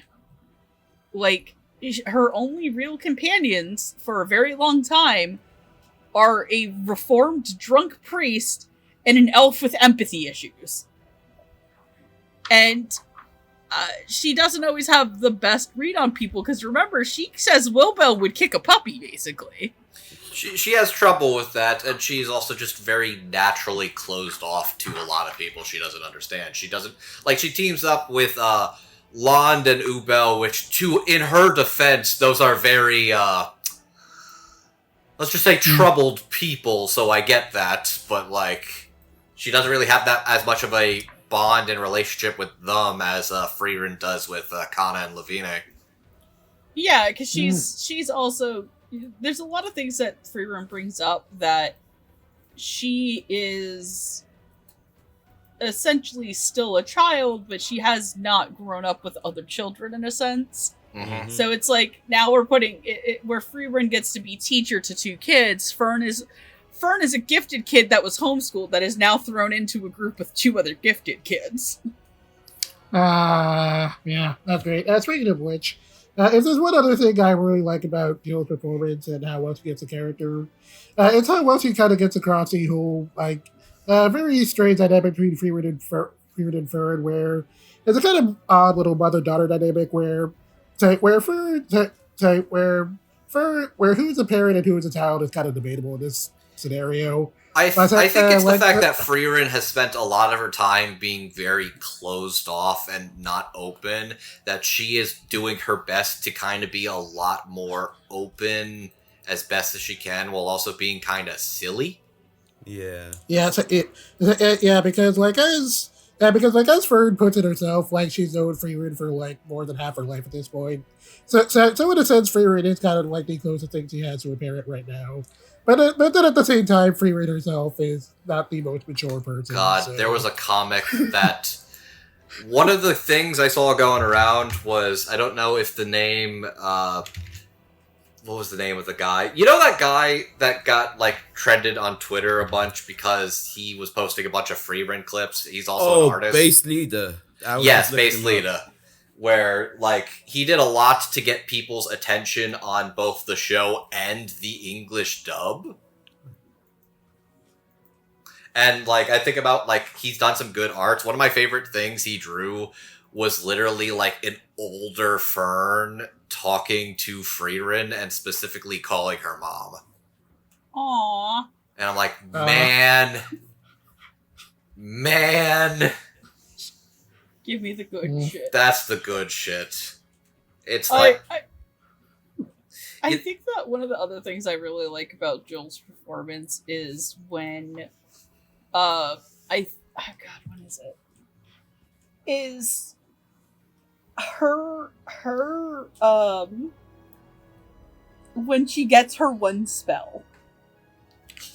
And she's like, and she's got this like little like hum and pep in her voice. And and Jill's genuineness about how happy she gets across in her performance, how Fern is so genuinely happy and proud of herself because she picked a spell that will let her clean clothes down to the stitch. She has access to all of the spells in God's history, and she proceeds to pick laundry. And she's so happy. Happy about it. And Frieren and Stark's kind of looking at her like, what? And Frieren's just like, that's my girl.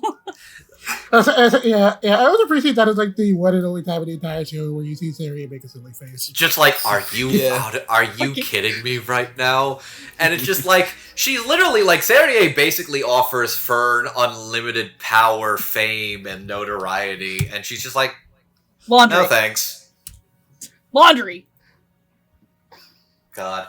No, I think Jill is delightful and has a great, just compliments Mallory's Frieren as well, but also just amazingly, I love her relationship with Stark as well. Mr. Shark. Yeah. Mr. Stark. I love the fact it's like, we're the same age or something. Oh, you don't need to be so formal with me. Oh, alright. Stark, get your lazy butt off your hands and let's do some work.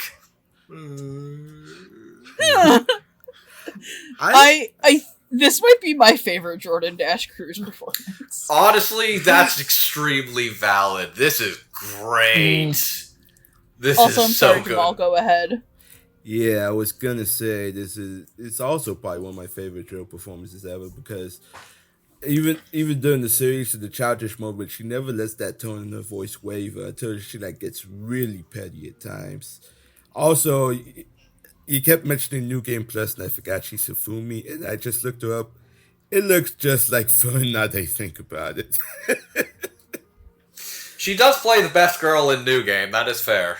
No, I mean the fact that the two characters almost look the same, you know? So it's kind of a natural progression at this point, but yeah.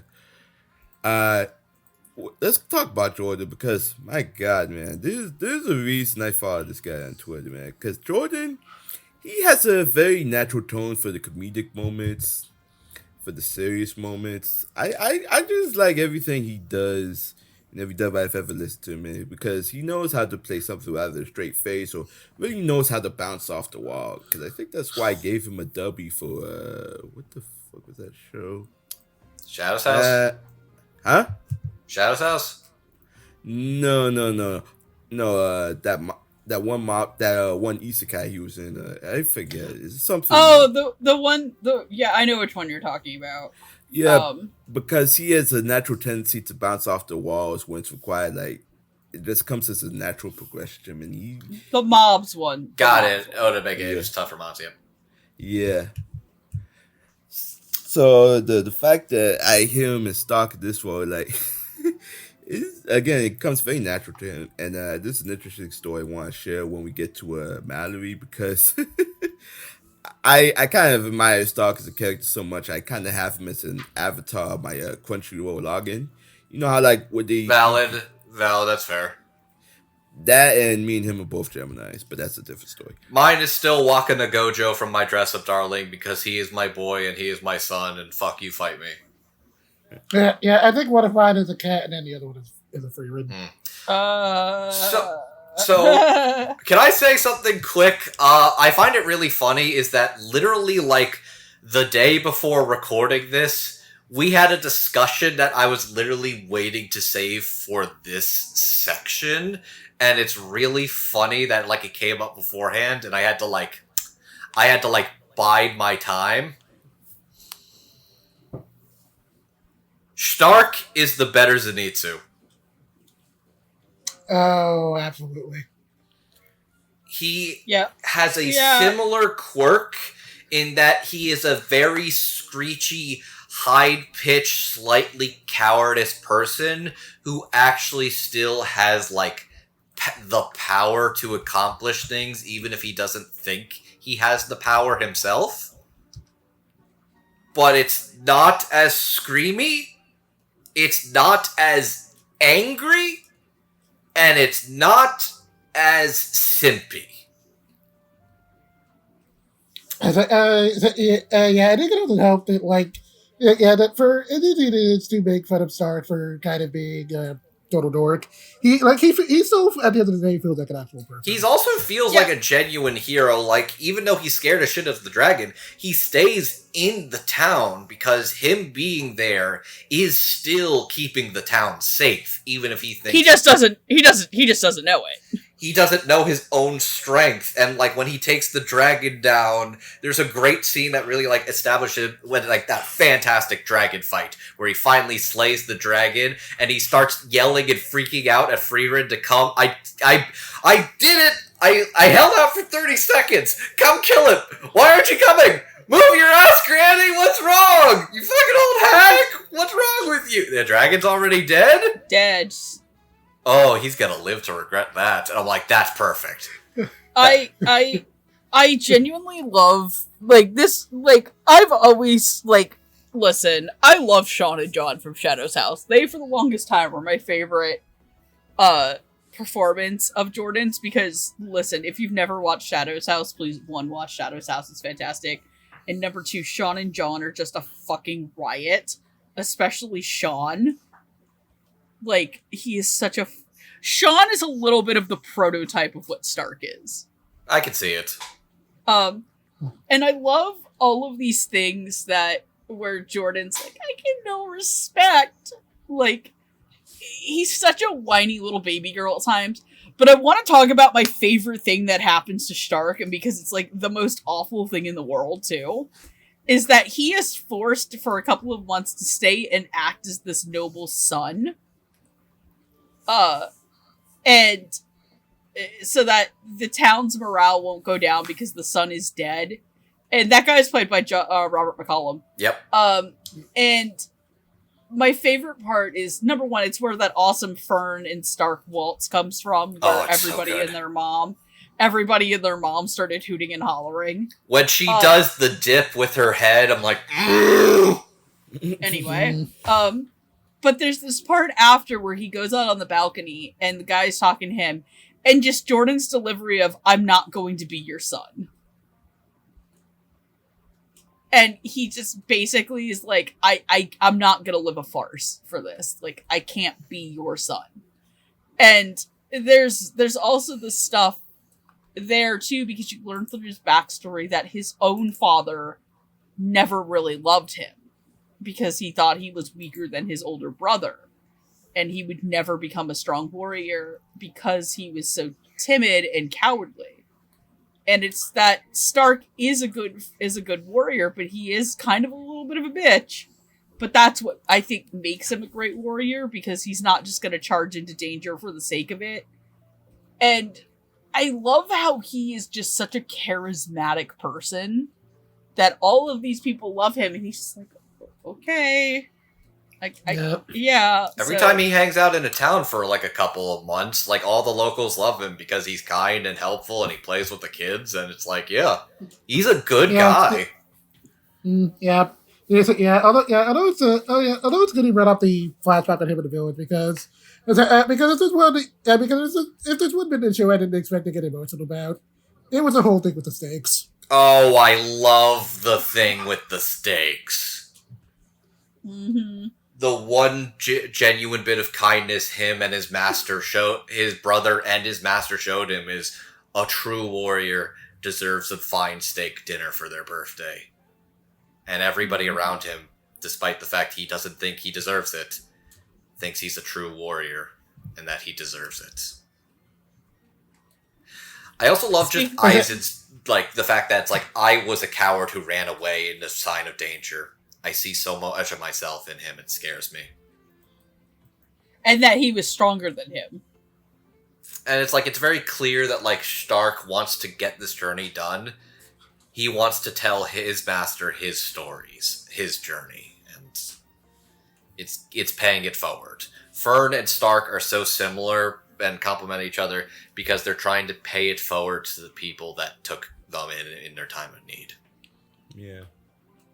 That's why they're a great pair. That's why they're a great tag team. That's why they're a great couple, complement each other in that they're childish and silly, but also genuinely really powerful and strong and heroic and cool. And oh my god, just date already! Speaking of steak, I was gonna say, speaking of steak dinners.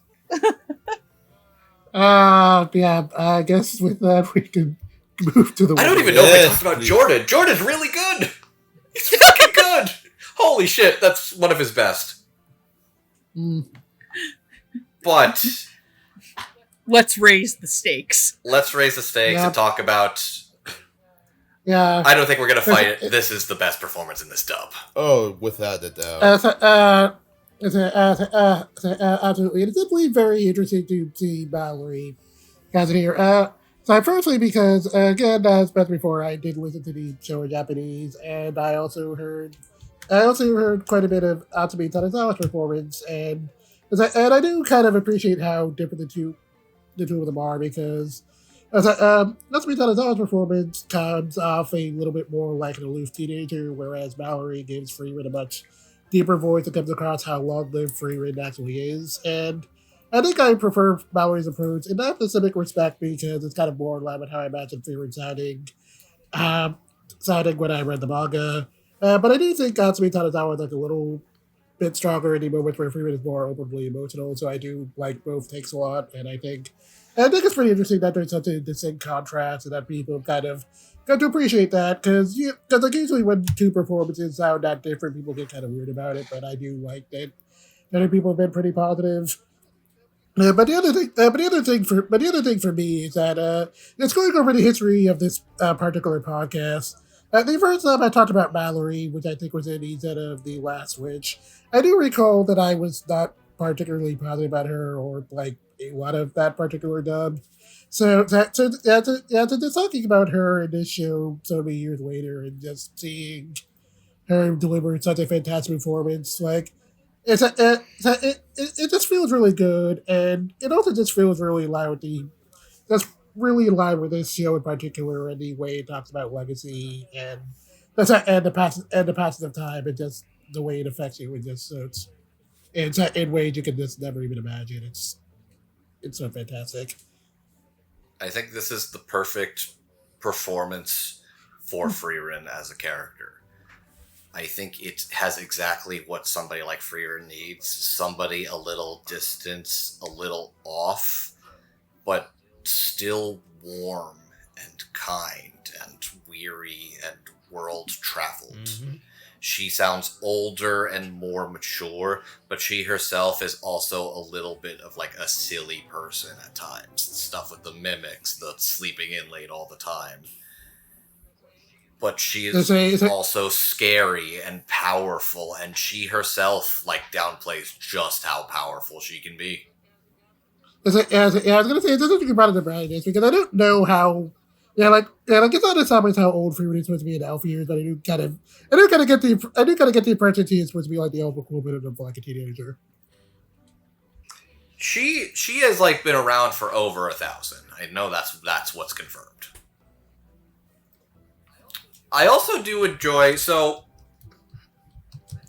I think people have mentioned like she herself seems a little like ace coded in like the fact that like she is doesn't have a lot of like romantic attractions and desires to like build up the race, and that's a case with a lot of elves. So I think that in itself is also interesting, in that she seems very like aromantic in that sense, and I think that's pretty interesting portrayal of it too.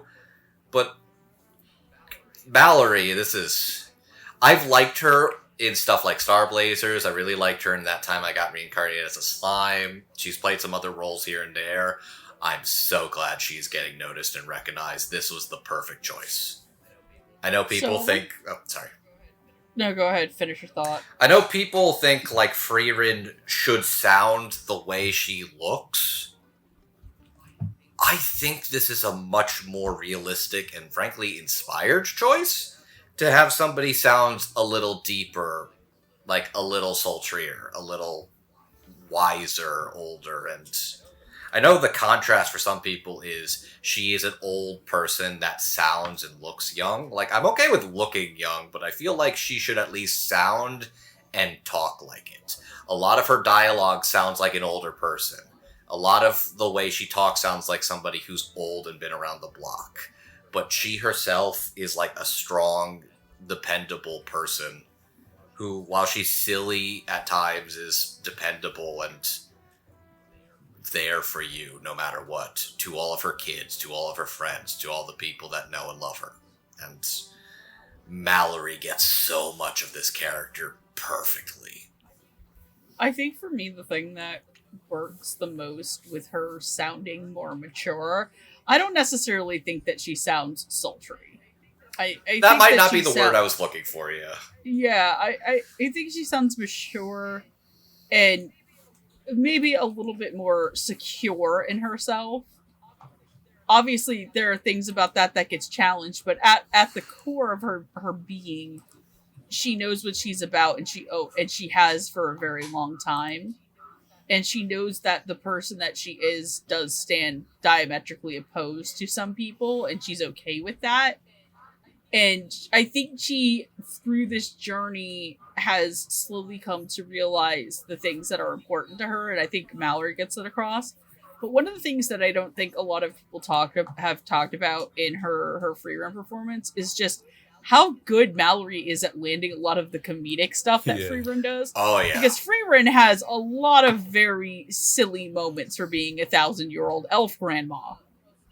Most notably how Frieren is almost always comedically falling asleep, getting... I think, Andrew, you specifically mentioned in the chat the little yay! Oh, I love the line read when they're doing the flashback to the mimic. Yay! Ooh! And then she gets, it's like, I think one of the good lines reads that's like, Fern, stop pulling, you're gonna tear me too. I need you to push me in and then pull me out. She's literally talking out of her ass, for God's sakes. Yeah, really. But God, let's talk about probably what a lot of people think the most funny moment in the whole show is, and that is her attempting to seduce Sein. And so good. And she's like, "Hey, you're liking older women," and then she does her seduction technique is just blowing him a kiss. I think my favorite part about that whole bit is not even necessarily that it doesn't work. It's that it only doesn't work on Sein for some reason. It actually works on Stark and Fern. It's like, because they're both sheltered, dumb teenagers, and they're like, "Wow, Frieren would never do that. She's pulling out the big guns." And it is the most vanilla shit you've ever seen in your life. It's like the most childish thing you've ever seen. I blew you a kiss. Maybe you're too young to appreciate it, Sonny. The fact that she calls him Sonny is so good. And I genuinely like just the kind of air. She has kind of like an aloof airheadedness at times too. Like when violence is the option. Violence has been chosen. Yeah, and then, oh god, what else is it? Just, oh yeah. She also has some of these moments of like, oh yeah, I can do that. Huh. I see. And I genuinely think that she's a better empathizer than people think. Obviously, it takes her a little bit longer to get there, but she still has it. And the thing is, too, is that sometimes I think some people need to realize that what matters in the performance, especially for dub, is not matching the Japanese 1-to-1, but rather keeping the same spirit. Because you can keep the same spirit and arrive at the same place with a different performance. And I mean, obviously, we also have to talk about probably her most iconic line, Mallory's delivery of the most cold and yet so nonchalant of Ara, kill yourself. Done in one take. Oh, it's so strong. It's so... Like, that whole scene is like seeing Frieren's... Like, this is the you do not cross Frieren side. And it's scary and intimidating and so, so mighty without, like, being over the top. That is basically hiding your power level into a superpower. God damn. Let's just say it. Frieren could solo Goku. No, absolutely. Yeah, basically. When you think about it, she could solo Superman too because he's weak to magic. Anyway, yeah. It's amazing how you can tell, like, this is a role somebody's passionate about when you can kind of emulate most of their actions in real life, too, because I've met Mallory recently, and, well, other than A-Fest, it was kind of fun seeing her again, because I know she was very passionate. I think that was her first con she did, too, when we first met her. That was cool. Yeah, I was surprised I didn't get a picture with her then, but I made up for that. I like how she portrays Frieren as this. You said she's more empathetic than people realize. That is true, but I think at the forefront, her facade, her apathy, if you will, because remember, like she knows she is very powerful, but she doesn't remember her limits at times. Because like she even said that she used to do explosive and destruction spells was part time. And then there's that whole fight with the Spiegel in the dungeon, in the treasure room. She says that she doesn't remember her own weakness, that she doesn't talk about as much. And she said it was mortifying to say the least. I'm like, wow, it's amazing how you can forget your limits sometimes. But I think this is probably the role that Mallory's been waiting for such a long time, because she has been around a long time. You know, like. I can't remember the first time I talked about her, but I know I remember talking about her in the Goblin Slayer episode, and I thought, well, she's also an elf in that show. She does very well portraying an elf with basically flaws of her own, essentially. But to play upon the strengths and the weaknesses of that Frieren has, I thought it was very smooth, very sophisticated. And yeah, he's also a wordy kind of person. Like, you don't really need a deep voice to portray how long a character's been around. Like, you just need like something sophisticated, maybe a little elegant if possible. But Mallory not only got the job done, she not only understood the assignment, she exceeded the assignment. And the funny thing was, when I went and met her at the Otaku Fest this summer, I was gonna come up to her in a Stark cosplay, but I found out not only is it very expensive, it's also time consuming, and I was like, the hell with that. Let me just go and meet her, because I really wanted to see her again. I plugged this episode to actually show her. She'll be... Good to know. Good to know. Mallory, I know this is probably hours into it, so I apologize for all the horrible, horrible sex jokes. I don't. Welcome to Dub Talk. We are deeply sorry. We really Except for do. Andrew, he's never sorry. That's why we put a chip in his head that every time he's horny, it's gonna shock him. Don't worry, she's used to jokes like this. I mean, remember, the girl went to Burger King after the first few episodes of Frieren aired. Mm-hmm, I mean, there's a difference between going to the king and, listening to a bunch of weird disembodied voices talking about how they want to see Frieren get the plaque. Oh yeah, I so. forgot to tell her. Be careful with that Frieren tag on Twitter. Himmel the Hero would have it his way. I forgot to tell you, Mallory. Be careful with that tag on Twitter. All right. Anyways, legitimately speaking, this is one of the best performances, if not the best performance of her career. Oh yeah.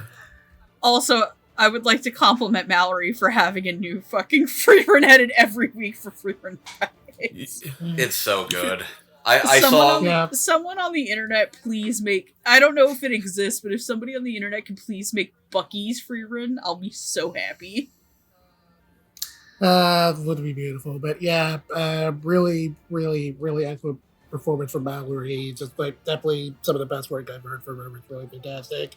And to Jill, Jordan, and Christopher, also really great job of those three. I really love all four of these performances. This is an exceptional party of heroes in every sense of the word. Yep, and really looking forward to hearing whenever we get another season of the show, because just real backup job. I'll wait as long as I need to. It's not if, it's just when. It really is just when. Absolutely. I'm pretty sure they do have enough material for a second season at this point, but I'm just not sure what they would. I think this and Apothecary Diaries, as of like the first half of 2024, are the second and third best-selling manga in Japan right now, only being beaten by Jujutsu Kaisen. And they're both better anime than Jujutsu Kaisen. Oh, okay. Yeah, all right. Yeah, but gonna be surprised. I'm actually generally shocked Frieren hasn't overtaken Jujutsu Kaisen yet. But hey, there's still 6 months. There's still 6 months. There's all the time in the world. She's got all the time in the world. Yeah. And on that note, I think we're good to finally move on to final thoughts. I'll go first because we're kind of close. I genuinely think that this is one of the best dubs that has come out of the Texas office for Crunchyroll, former Funimation, since Furuba 2019, and that's saying a lot, because there's a lot of really good ones. I think that not only did the production on the actual show live up to its legacy as being one of the most well-anticipated series of the year, but the dub did as well. I think Jade, as a director, made really inspired casting choices, as well as put not only her own flourishes on there, but also trusted her assistant directors and her actors really well. I think Macy Ann Johnson's writing was absolutely superb, and she already had a really good year last year, because she also wrote Trigun Stampede, which was probably up there, I think, as one of her hardest jobs of last year, because she went from working on a legacy project to by far one of the most anticipated shows of the year. And I think that growth has been insane. I think that a lot of actors in the show may have given their career best performances. And Crunchyroll, if I do not get a nice shiny limited edition of this, I will give you a strongly worded head shake. Okay, Jamal. So yeah, I love the show. I love this dub. It's amazing that the praise I've been seeing on Twitter for the longest, which is gonna be my litmus test for a certain award show next year. To which, if it doesn't at least win something, let alone get nominated, I'm gonna be extremely disappointed. Okay. Look, I'll be honest. I will be shocked. Because it's universal. Because I've seen so much universal praise from not only both the English speaking audience, but from the Japanese as well. I know what you're thinking. I'm not trying to put this on this pedestal or nothing, because we got 6 months of both Frieren and the Apothecary Diaries, and there were a lot of other great shows out. So it's definitely gonna be a battlefield. But I'm just saying, it is a really great show that y'all just missed out on if you haven't watched it already. Because But Jamal, I'll finish your thought and then I'll say my joke. Damn it! I lost my train of thought. Shit! I'm so sorry. I was gonna say but Jamal, but does it have sauce at McDonald's? I'm gonna be honest. I have not watched one single lick of JJK at all. I just know about it through osmosis. No, okay. I know the sauce. I know the sauce. The barbecue, the sauce is at McDonald's. No. Okay, just to explain this really quickly. So there's a thing called the American Manga Awards that's coming up, and in none of the nominations, Jujutsu Kaisen's manga was nominated, and somebody talked about that being a travesty. Because do any of these mangas have a sauce with McDonald's?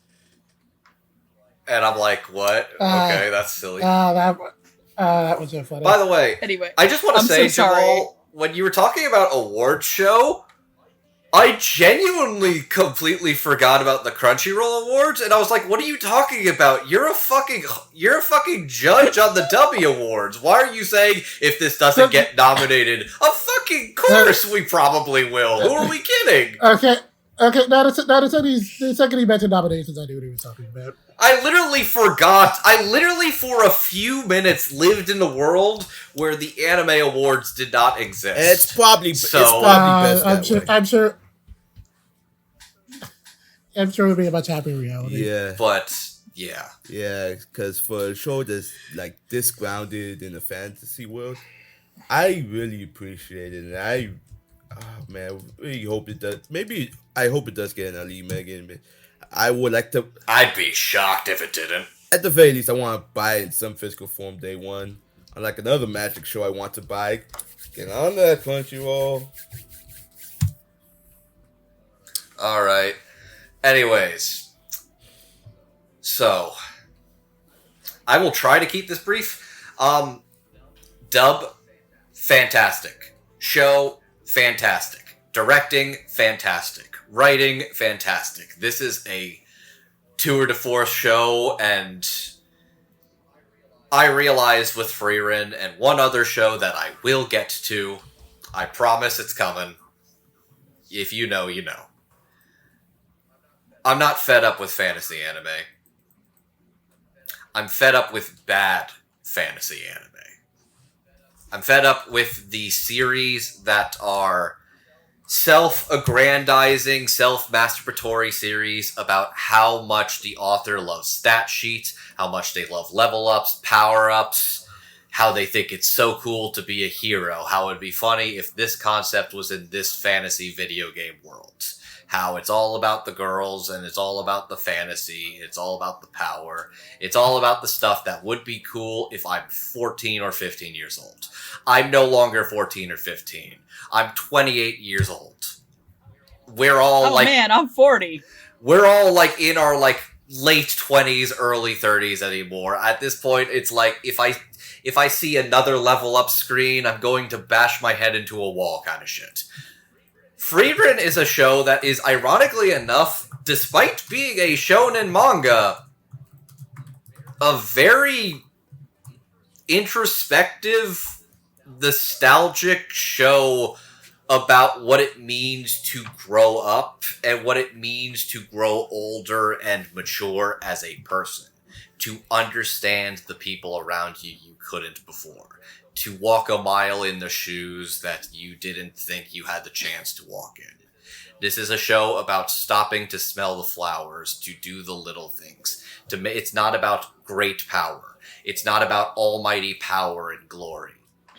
It's about making somebody smile with the cool things you can do.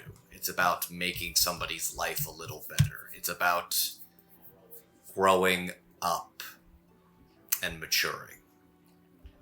And that's the level of cool fantasy I love to see. This is a gorgeous world. This is a wonderful world. This makes me feel optimism for media, for anime, for life in general.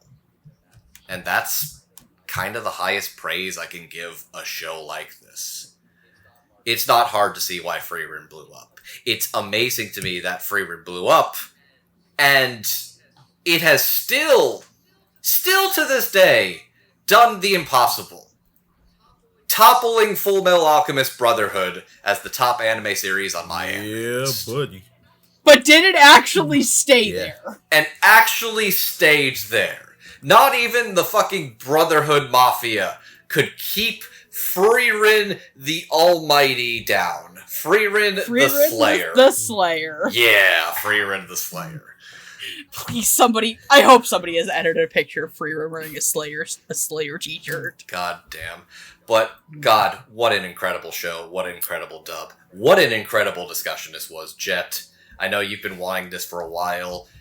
Not only this episode, but to have one of those manga you really liked get the adaptation and the notoriety. It's so popular now that people are saying, it's not that good, it's kind of overrated, actually. That's how you know you fucking made it, baby. You have the fucking little antics where it's like, well, it's not that big a deal. It's kind of overrated, actually. I don't really care. Shut up. Yeah. But, I really do. I really do love this series. Just like a really great exploration of like the passage of time, like how the way it affects us, and just how the ways we can all kind of change and grow without really realizing it, and just the way and how life is in and of itself kind of a journey, just the way that Frieren and the Gang's journey just sort of reflects that. It's just something I really find fascinating. It's part of why I really love this series, and it's why I'm so happy the anime turned out really well. Just like really fantastic production across the board, and I'm equally happy with the dub. It turned out really well. Just have like nothing but good things to say about it. Jade and the rest of the crew did a really incredible job, and like honestly, if I make real, like it's kind of been the case for like the last few months at this point. But I just kind of accepted that at this point, dubbies for me is just going to be like me picking a favorite child between Food and Pluto, and it's going to be really, really, really hard. Boy, we really like it when we're showing our cards. Usually I'm not this open. I usually wouldn't be this open, but it's just like I've never been this torn between two duds, and it's going to be hard. I wish you the best of luck. We have a few months left of eligibilities. Once September comes around, it's going to be interesting. September is the most stressful month for me because I'm like, motherfucker, if you drop something a week before the cutoff, I am going to scream. And all of the rest of us are like, say the line, Bart! God. So Andrew, you Fuck you, go fuck yourself. Let's end this episode.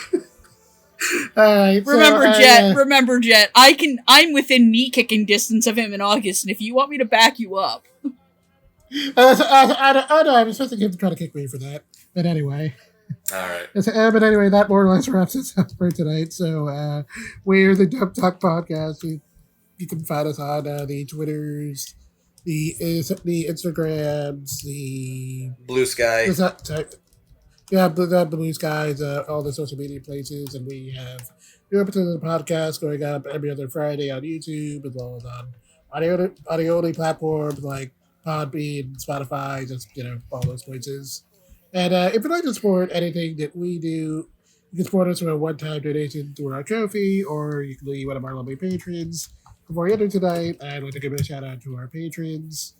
In the $5 tier, we've versus one team, Megan's mom and dad, and Michelle Travis. And in the $10 tier, we've got Anthony Brown, Kari Westacao, Crypto the Kinda, Huey W, Kim with Soup, and Otaku Anthony. Thanks for your support, everyone. We always appreciate you. Thank you. Thank you for also putting up with our dick jokes. Thank you for being on this journey with us. Would you all like to plug yourselves real quick? My name is Andrew. You can find me over on Twitter at MangaMan9000. I go by Classy Spartan nowadays. You can find me on the internet doing streams and episodes of the Dub Talk podcast. I also am doing another podcast with my buddy Jet here on Surreal Resolutions Podcast O&A, where we talk about the latest in anime news alongside my buddy and official reviewer, Jet. Thank you. Hi, I'm Jamal. You can find me on Twitter and Blue Sky at Jamstar529. On YouTube at Jamstar1. I'm still trying to do a solo thing. Yes, get off my back. Try and do it for the longest. I'm an assistant editor for the podcast from time to time, and best of luck to you, editor. Godspeed. Hey, thanks, man.